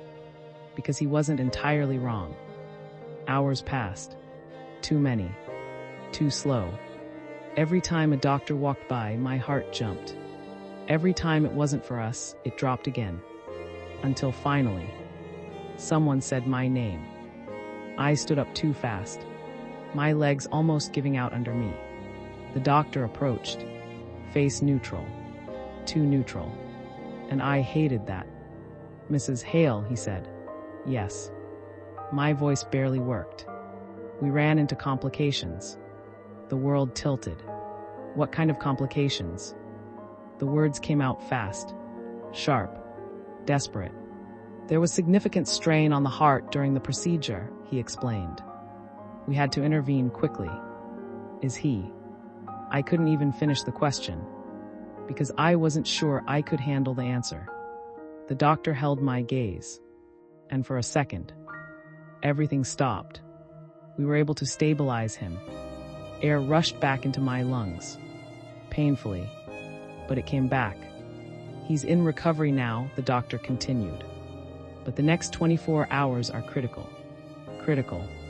Another word that didn't say enough, but said everything. I nodded, because I couldn't do anything else. Can I see him? Soon, the doctor said. He'll need time. Time. That word again. Always waiting. Always uncertain. I sat back down. My hands shaking now. Not from fear alone. From everything. Relief. Exhaustion. Hope. All tangled together. Liam exhaled beside me. Guess he made it through round one. I didn't respond. Because this wasn't a fight I wanted to think about in rounds. This was everything. Hours later, they finally let me in. The room looked different this time. More machines, more wires, more risk. And there he was. Still, but alive. Still here. I stepped closer slowly, afraid to disturb something fragile, afraid to believe too soon. My hand found his again. Carefully, gently. "I'm still here," I whispered. And this time, I wasn't asking him to stay. I was promising that I would, no matter what came next. Because whatever this started as, it had become something else entirely. Something real. Something worth fighting for. And now, there was no going back. The next 24 hours didn't feel like time. They felt like a test. Every second stretched thin, like it might snap if I breathed too hard. The machines became everything. Every beat mattered. Every change in rhythm made my chest tighten. I didn't sit this time. I stood, close to him. Always close. Like distance itself was dangerous. He didn't wake up. Not at first. Not when the hours passed. Not when the nurses came in and out. Not when the doctor checked his vitals and gave me the same careful, measured updates. He's stable. He's responding. We just need time. Time. Always time. But time felt like the one thing I didn't trust anymore. At some point, Liam came in again. Quieter this time. Different. He didn't stand far away. He didn't argue. He just stayed. On the other side of the room. Watching. Like he was trying to understand something he had missed for a long time. "You haven't moved," he said after a while. "I'm fine. You said that before." I didn't respond. Because I had. And it wasn't true then either. "You should sit," he added. I said I'm fine. That's not what I meant. I looked at him then. Really looked. And for the first time, there was no anger left in his face. No resentment. Just something quieter. "You don't have to prove anything anymore," he said. That caught me off guard. "I'm not proving anything." "Then what are you doing?" I turned back to Richard. My hand still wrapped around his. "I'm staying," I said. And that was enough. Hours passed. And then, something changed. It was small. So small I almost missed it. A shift. A movement. His fingers. Again. But stronger this time. Not just a reflex. Not just a flicker. Intentional. "Richard." I leaned in immediately, my voice dropping, my heart racing. His eyelids twitched. Then slowly. He opened them. Relief didn't come gently. It hit all at once. Like something inside me had been held too tight for too long and finally broke free. "You're awake," I whispered, my voice shaking despite everything. His eyes found mine. Not confused this time. Not distant. Present. "You're still here," he murmured. A weak breath of a smile touched his lips. "I told you I would be." He tried to shift slightly. Winced. And I immediately moved closer. "Don't," I said softly. "Just stay still." He let out a quiet breath. Bossy. "Alive," I corrected. That earned the faintest reaction. Barely there. But enough. "You made it," I said. The words felt heavier than they should, because they carried everything behind them. Fear. Waiting. Hope. All of it. "So did you," he replied. I frowned slightly. "That doesn't make sense." "It does," he said quietly. "You stayed through it." Something in my chest tightened again. But this time, it wasn't fear. The doctor came in not long after. Checked him. Asked questions. Ran through updates. He pulled through the surgery, the doctor said. That was the biggest hurdle. My shoulders dropped slightly.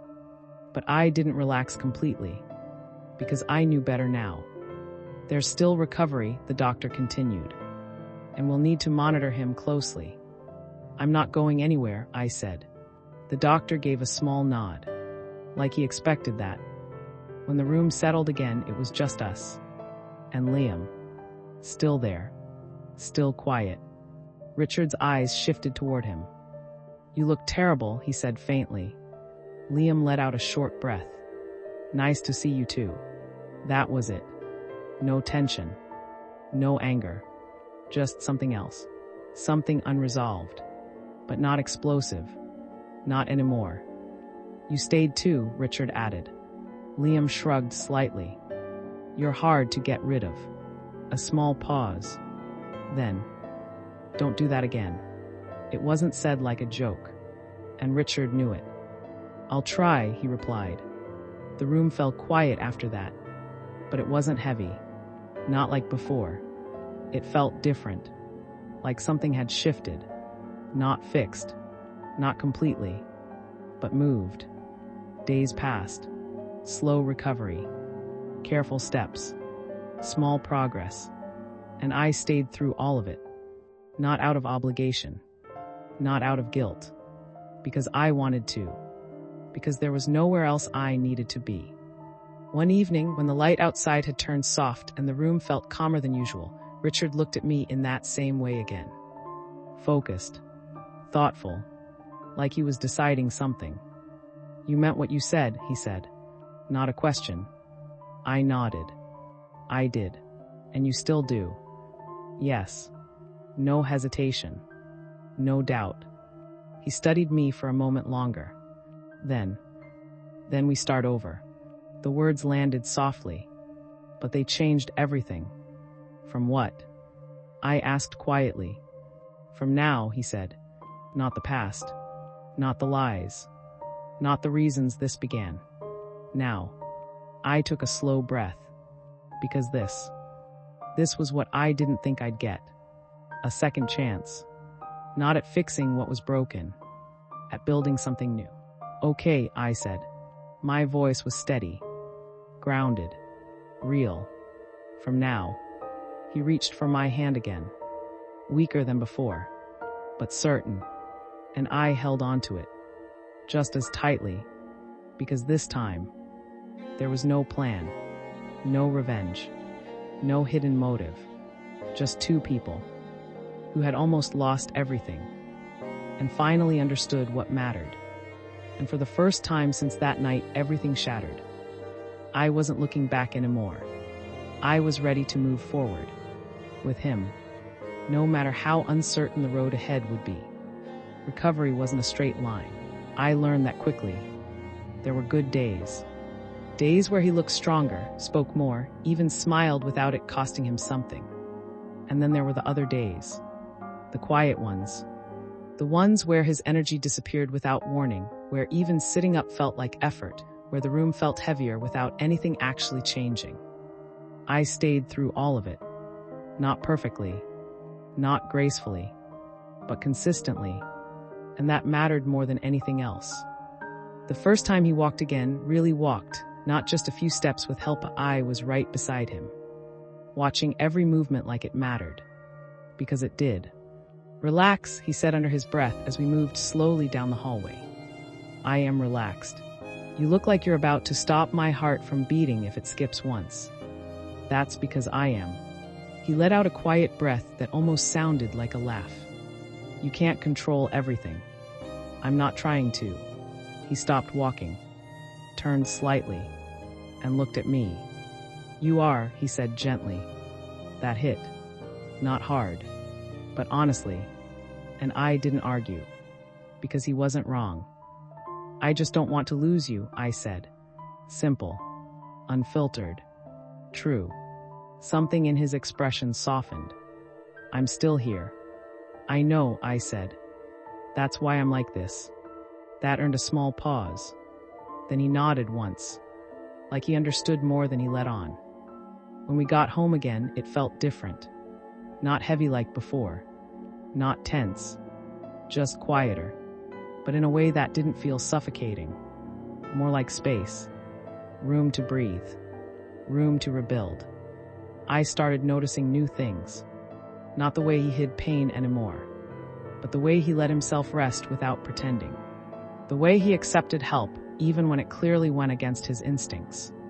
The way he looked at me sometimes, like he was still trying to understand how I got here, why I stayed, and maybe why I didn't leave. "You're still waiting," I said one night. We were sitting in the living room. Soft light. No noise except the quiet hum of the house. "Waiting for what?" he asked. "For me to change my mind." He didn't answer right away, because he didn't need to. "I'm not going to," I added. "I know," he said, but something in his tone told me. He wasn't fully there yet, not completely convinced, and I couldn't blame him for that. Trust doesn't come back all at once, not after everything. "Then what is it?" I asked. He leaned back slightly, thinking, choosing his words. "I'm trying to understand it," he said finally. "Understand what?" "You." That made me pause. "What about me?" "You went from wanting to hurt my son," he said carefully, "to fighting to keep me alive." My chest tightened slightly. When you say it like that, it sounds worse. It sounds exactly like what happened. I didn't argue. Because again, he wasn't wrong. "I don't fully understand it either," I admitted. That was the truth. Messy. Unclear. Real. But I know what it feels like now. "And what does it feel like?" he asked. I met his eyes. "Like losing you would break something in me I wouldn't be able to fix." Silence followed that. But it wasn't uncomfortable. It was heavy in the right way. Liam stopped coming around as much. Not completely, but less. Like he was giving space. Or maybe taking it for himself. I didn't ask, and he didn't explain. But the few times we did cross paths, something had changed. "You look different," he said once, catching me outside the hospital. "How?" "Less angry." I almost smiled. "That's because I am." He studied me for a second, then nodded. "Yeah, I can see that." There was no bitterness in his voice, no resentment, just acceptance, and that felt like closure in a way I didn't expect. "I'm glad he made it," Liam added. "Me too." A small pause. "And I'm glad you stayed." That surprised me. I looked at him. "Why?" He shrugged slightly. "Because he needed someone who actually wouldn't leave." That landed deeper than I expected. Because coming from him, it meant something. Weeks turned into something steadier. Not perfect, but stable. And for the first time, life didn't feel like something I was reacting to. It felt like something I was part of. One evening, Richard called me into his study. The same room where everything had started to unravel once. The same desk. The same space. But this time, it felt different. "I've been thinking," he said. That was never a casual statement with him. "About what?" "About what comes next." My chest tightened slightly. "Okay." He gestured for me to sit. So I did, trying not to overthink it. Failing. "I built my life around control," he said. I noticed. A faint reaction. Almost a smile. "But that's not going to work anymore." I frowned slightly. "What do you mean?" "I mean, I can't keep doing everything the same way." That made sense. After everything. Of course it did. "So what are you saying?" He looked at me. Direct. Certain. "I'm stepping back." That caught me off guard. "From what?" "The company, the pace, everything." I blinked. "That's a big change." "It has to be." Silence. Because this wasn't a small decision. This was his entire life shifting. "And you're okay with that?" I asked. He held my gaze. "I almost lost everything that actually matters." That answered it. Clearly. Completely. "And where do I fit into that?" I asked quietly. Not because I doubted him, but because I needed to hear it. From him. Not assume it. He didn't hesitate. "You don't fit into it," he said. My chest tightened. But then, "You're the reason for it." Everything in me stilled. Because that meant more than anything else he could have said. "I don't want to build something around revenge or control or expectations anymore," he continued. "I want something real." My throat tightened slightly. "Then we build something real." The words came out soft, but steady. He nodded once, and for the first time, there was no distance left in his expression. No hesitation. No doubt. Just clarity. And in that moment, sitting in the same place where lies once lived, we finally stood on something honest. Not perfect. Not easy. But real. And this time, that was enough. The first morning, everything felt normal again. It scared me. Not because something was wrong, but because nothing was. No machines. No hospital smell. No constant fear sitting in my chest like it owned the place. Just quiet sunlight coming through the window and the soft sound of him moving in the kitchen. For a few seconds, I didn't move. I just lay there, staring at the ceiling, waiting for something to go wrong. Because that's what I had gotten used to. That constant edge. That feeling that something was about to break. But nothing did. "Are you planning on staying in bed all day?" His voice came from the doorway. Calm. Familiar. Alive. I turned my head. He was leaning slightly against the frame, a mug in his hand, looking better. Still not fully himself. Still recovering. But stronger. "I'm making sure this is real," I said. He raised an eyebrow slightly. "And I haven't decided yet." That earned a quiet breath that almost sounded like a laugh. "Come here," he said. I got up slowly. Walked toward him. And for a moment, we just stood there. Close. Not touching. Just present. Then he handed me the mug. "Coffee," he said. "Careful," I replied. "You're starting to set expectations." "I've already lowered them significantly." I smirked slightly. "Good." We moved through the morning like two people learning something new. Not strangers. Not exactly. But not the same people we were before either. There was less tension. Less unspoken weight. More intention. Every look. Every word. Every small moment felt like it mattered more. Later that afternoon, the doorbell rang. I wasn't expecting anyone. Neither was he. We both looked at each other. A silent question passing between us. Then I went to open it. Liam. Of course. He stood there, hands in his pockets, like he wasn't sure if he should be here. "Hey," he said. "Hey." Neither of us moved for a second. Then I stepped aside. "Come in." He walked in slowly. Looked around like he was stepping into something unfamiliar, even though it wasn't. Richard came out of the kitchen. Their eyes met. And for a second, everything paused. Not tense. Not explosive. Just loaded.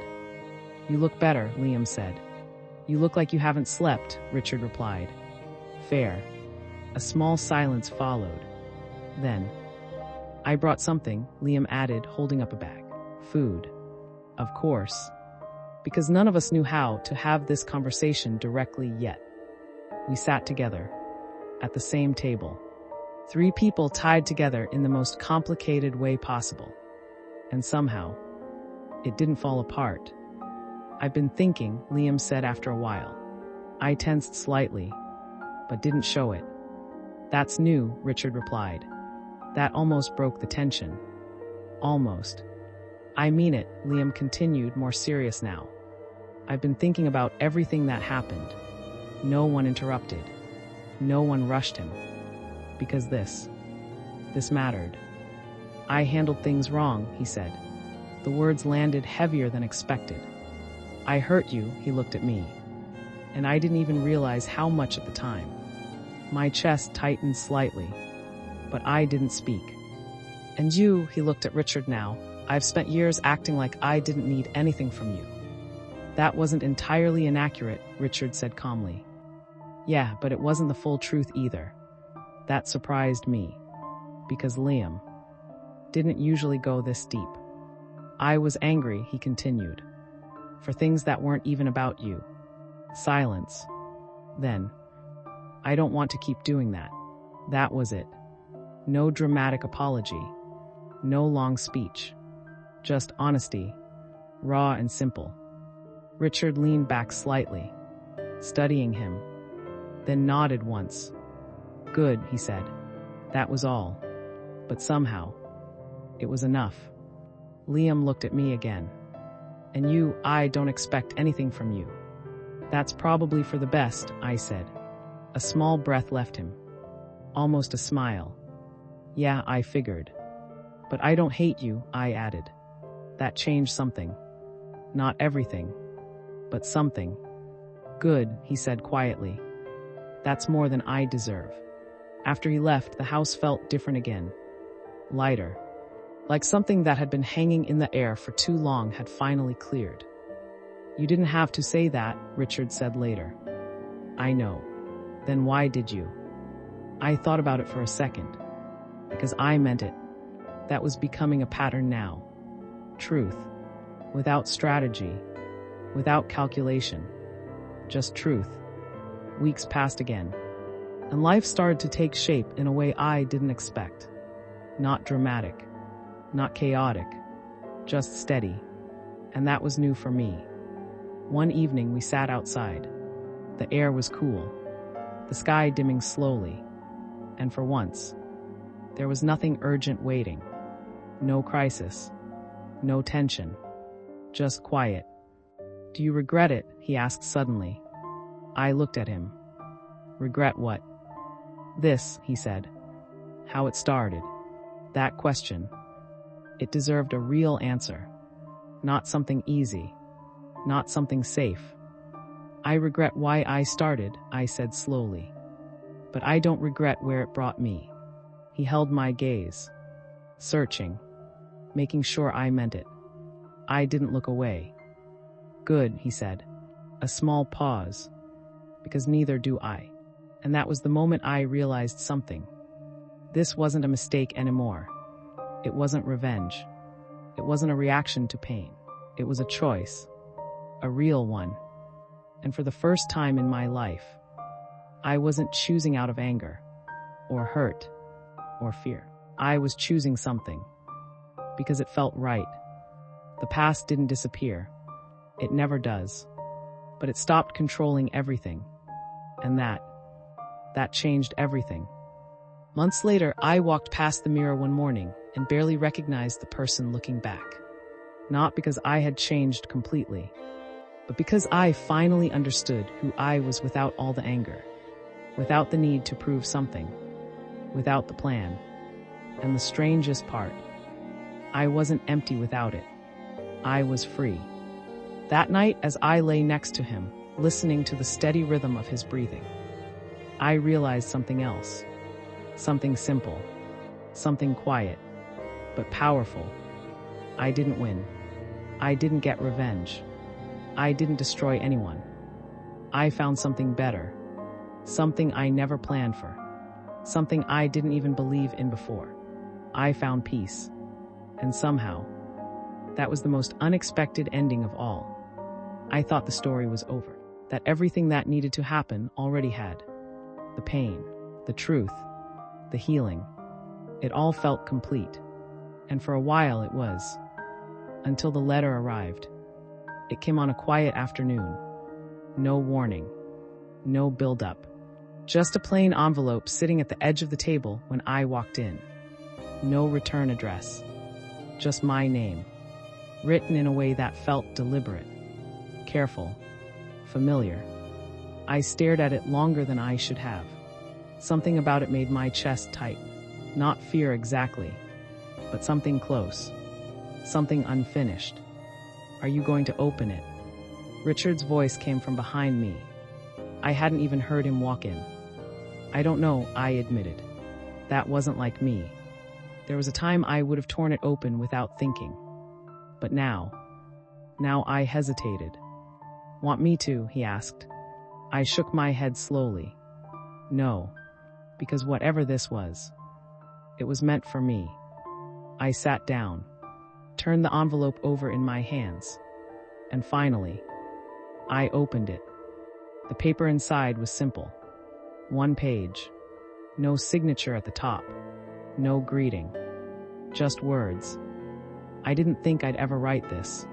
My breath caught slightly, because I knew that tone.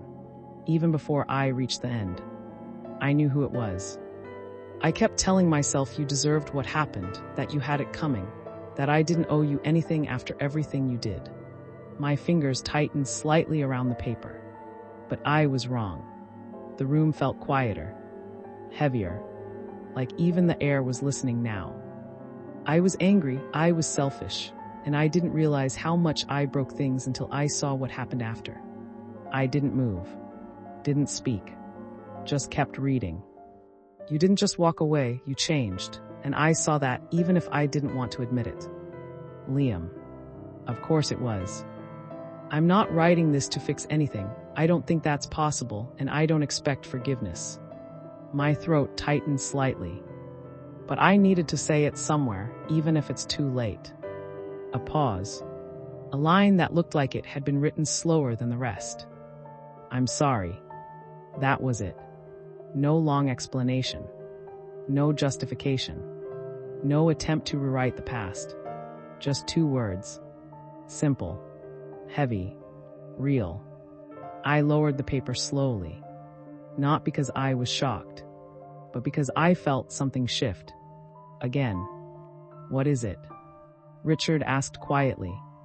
I looked at him, then handed him the letter. He read it, carefully, without rushing, without reacting too quickly. And when he finished, he folded it once, placed it back on the table. Well, he said softly. That took him long enough. I let out a small breath, almost a laugh. Yea. Does it change anything? He asked. That question mattered, more than anything else. Because this was the final piece. The last thread connecting everything. I thought about it. Really thought about it. About who I was before. About what I wanted back then. About the version of me that would have held onto this letter like proof. Like victory. Like closure. And then I looked at who I was now. Who I had become. What I had built. What I had almost lost. No, I said finally. My voice was calm. Steady. Certain.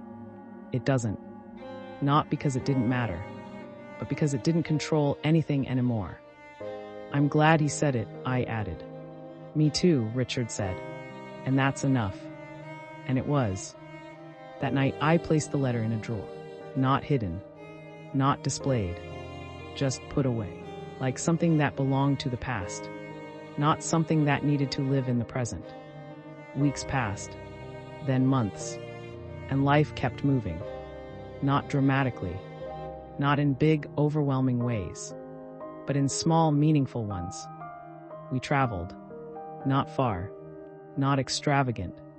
Just enough to feel like we were somewhere new. Together. We argued sometimes. Of course we did. Real relationships aren't perfect. But even that felt different. Because it wasn't about winning anymore. It was about understanding. Liam stayed distant. But not gone. There were occasional calls. Short conversations. Careful steps towards something that might one day feel like normal again. And me. I stopped looking for the moment everything would fall apart. Because it didn't. One evening, standing outside as the sun dipped low and the sky turned that soft shade between gold and gray, I felt it. Completely. Not happiness in the loud, overwhelming way. Not excitement. Not even relief. Just peace. The kind that doesn't demand anything. The kind that doesn't feel temporary. The kind that stays. And I realized something. Something simple. Something I wish I had understood a long time ago. Revenge feels powerful in the moment. Like control. Like justice. But it's empty. It burns fast. And then it leaves you with nothing. This. What I had now. It didn't burn. It didn't explode. It stayed. And in the end, that's what mattered. Not what I destroyed. Not what I proved. Not even what I lost. But what I chose. After everything. And if someone asked me now, if it was all worth it, I wouldn't talk about the pain, or the mistakes, or the damage. I'd just say this. I walked in wanting to ruin someone's life. And somehow, I found my own instead. For a long time, I thought that was the end. That life had finally settled into something steady, something earned. And it did. But endings don't always arrive like doors closing. Sometimes they arrive quietly, disguised as ordinary days. It happened almost a year later. No drama. No warning. Just a conversation that started like any other. We were having dinner. Nothing special. Just the two of us, soft music in the background, the kind of evening that used to feel rare but had somehow become normal. And that still amazed me. "You've been different lately," Richard said, setting his glass down. I looked up. "Different how?" "Quieter," he said. "Not in a bad way, just like you're thinking." I smiled faintly. "I'm always thinking. Not like this." He wasn't wrong. I took a breath, because I knew what he was sensing. I just hadn't said it out loud yet. "I've been thinking about before," I said. His expression didn't change much, but his attention sharpened. "Before what?" "Before all of this," I gestured slightly between us. "Who I was, what I was doing, why I made the choices I did." He leaned back slightly. Not defensive. Not guarded. Just listening. "Okay," he said. "I don't recognize that version of me anymore," I admitted. "That's not a bad thing." "I know," I said. "But it feels strange, realizing how far I went just to hurt someone." Silence. Not heavy. Just real. "I keep asking myself the same question," I continued. "Which is, what if it never happened?" He didn't answer right away, because there isn't an easy answer to something like that. "You mean, what if you never chose revenge?" he asked. "Yea." Another pause. Then we probably wouldn't be here. Simple. Honest. True. That landed deeper than I expected, because it wasn't comforting, but it wasn't painful either. It was just reality. "Does that bother you?" I asked. "No," he said, and I believed him. "It used to," he added. "In the beginning." That made sense, because I knew how it started. I nodded slowly. "Yea. But that's not what it is anymore," he said. His voice was steady. Certain. And that certainty mattered. I studied him for a moment, then asked the question I hadn't asked before. The one that sat quietly in the background this whole time. "Do you ever wonder if I would have stayed if things hadn't changed?" He didn't look away. Didn't hesitate. Sometimes, that honesty hit harder than anything else he could have said. "And?" I asked softly, and I decided it doesn't matter. My chest tightened slightly, not from fear, from something deeper. "Why?" I asked. "Because you did stay," he said. No emotion forced into it. No drama. Just truth. And not because of a plan. A pause. Then. But because you chose to. That was it. That was the answer. The only one that mattered. Something in me settled after that. Fully. Completely. Like the last question I didn't even realize I was still carrying had finally been answered. Weeks passed again. Life kept moving. In its quiet, steady way. And then one morning, something small happened. So small most people wouldn't think twice about it. I walked past that same drawer. The one where I had placed Liam's letter. I hadn't opened it again. Not once. But this time I stopped. Stood there for a second. Then opened it. The paper was exactly where I left it. Unchanged. Just like the past. I picked it up. Read it again. Slowly. Not searching for anything. Just reading. And when I finished, I didn't feel anything heavy. No anger, no regret, no satisfaction. Just distance, like it belonged to someone else's life, not mine, not anymore. I folded it carefully, but this time, I didn't put it back in the drawer. I walked outside.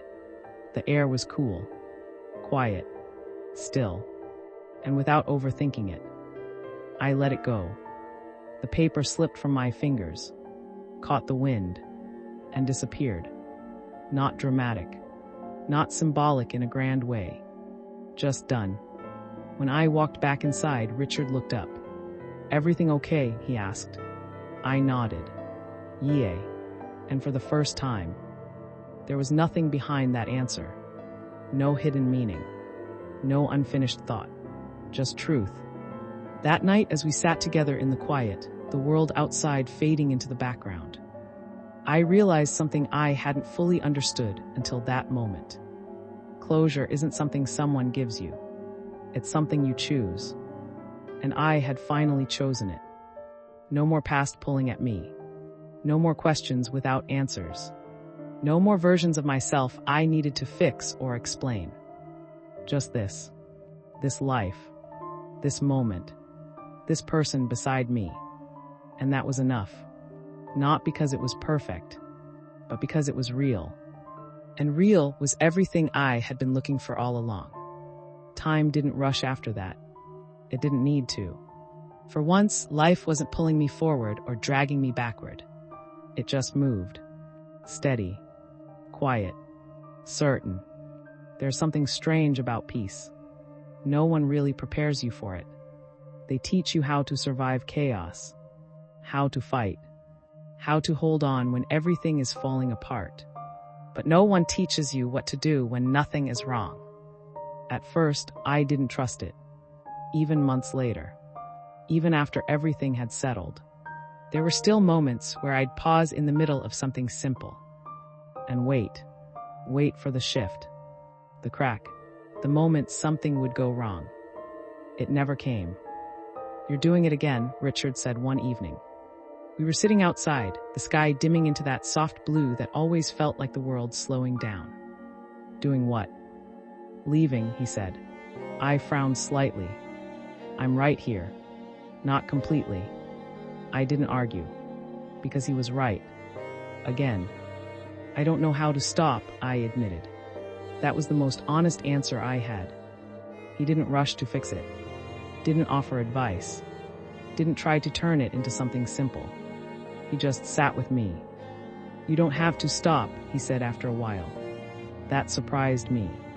"What?" "You just have to notice when you're doing it and come back." "Come back to what?" "To now." Simple. Too simple, maybe. But something about the way he said it made it feel possible. So I tried. Not perfectly. Not all at once. But little by little. When my mind drifted to the past, I noticed and came back. When I started expecting something to break, I noticed and came back. When I felt that old version of me trying to take control again, I noticed and came back. And slowly, it got easier. Not because the past disappeared, but because it stopped being louder than the present. One night, lying awake while the house was completely still, I realized something else. Something deeper. I wasn't afraid of losing him anymore. That thought would have terrified me once, because fear had always been tied to love for me. Like if I didn't fear losing something, it meant I didn't care enough. But this felt different. It wasn't that I didn't care. It was that I wasn't holding on out of fear anymore. I was staying. Because I wanted to. And that changed everything. The next morning, I told him. Not in a dramatic way. Not in a big moment. Just simply. "I'm not scared anymore," I said. He looked at me. Not confused. Just curious. Of what? Of losing you. Silence. But not the heavy kind. The kind that listens. "And that's a good thing?" he asked. I nodded. It means I'm not here because I'm afraid of what happens if I leave. A small pause. I'm here because I choose you. He didn't say anything right away, but the way his expression softened, the way his shoulders relaxed just slightly, said everything. Good, he said quietly. And that was enough. Seasons changed. Without us really noticing at first. The air shifted. The days felt different. Time continued. And one afternoon, standing by the window, watching the light fall across the room in that same quiet way it always had, I caught my reflection again. But this time, I didn't feel like I was looking at someone new, or someone I didn't recognize. I felt like I was finally looking at myself. Not the version shaped by anger. Not the one driven by revenge. Not the one trying to prove something. Just me. And for the first time, that felt enough. Not perfect. Not flawless. But real. And real was something I used to overlook. Something I used to think wasn't powerful enough. Wasn't satisfying enough. Wasn't worth choosing. I was wrong. Because real doesn't fade. It doesn't depend on control. It doesn't disappear when things get hard. It stays. And as I turned away from the window, walking back into a life I never expected to build, I realized something one last time. The story didn't end when everything was fixed. It didn't end when the past was resolved. It didn't even end when I found peace. It kept going. Not as something dramatic. Not as something chaotic. But as something steady. Something quiet. Something real. And for once, I didn't need more than that.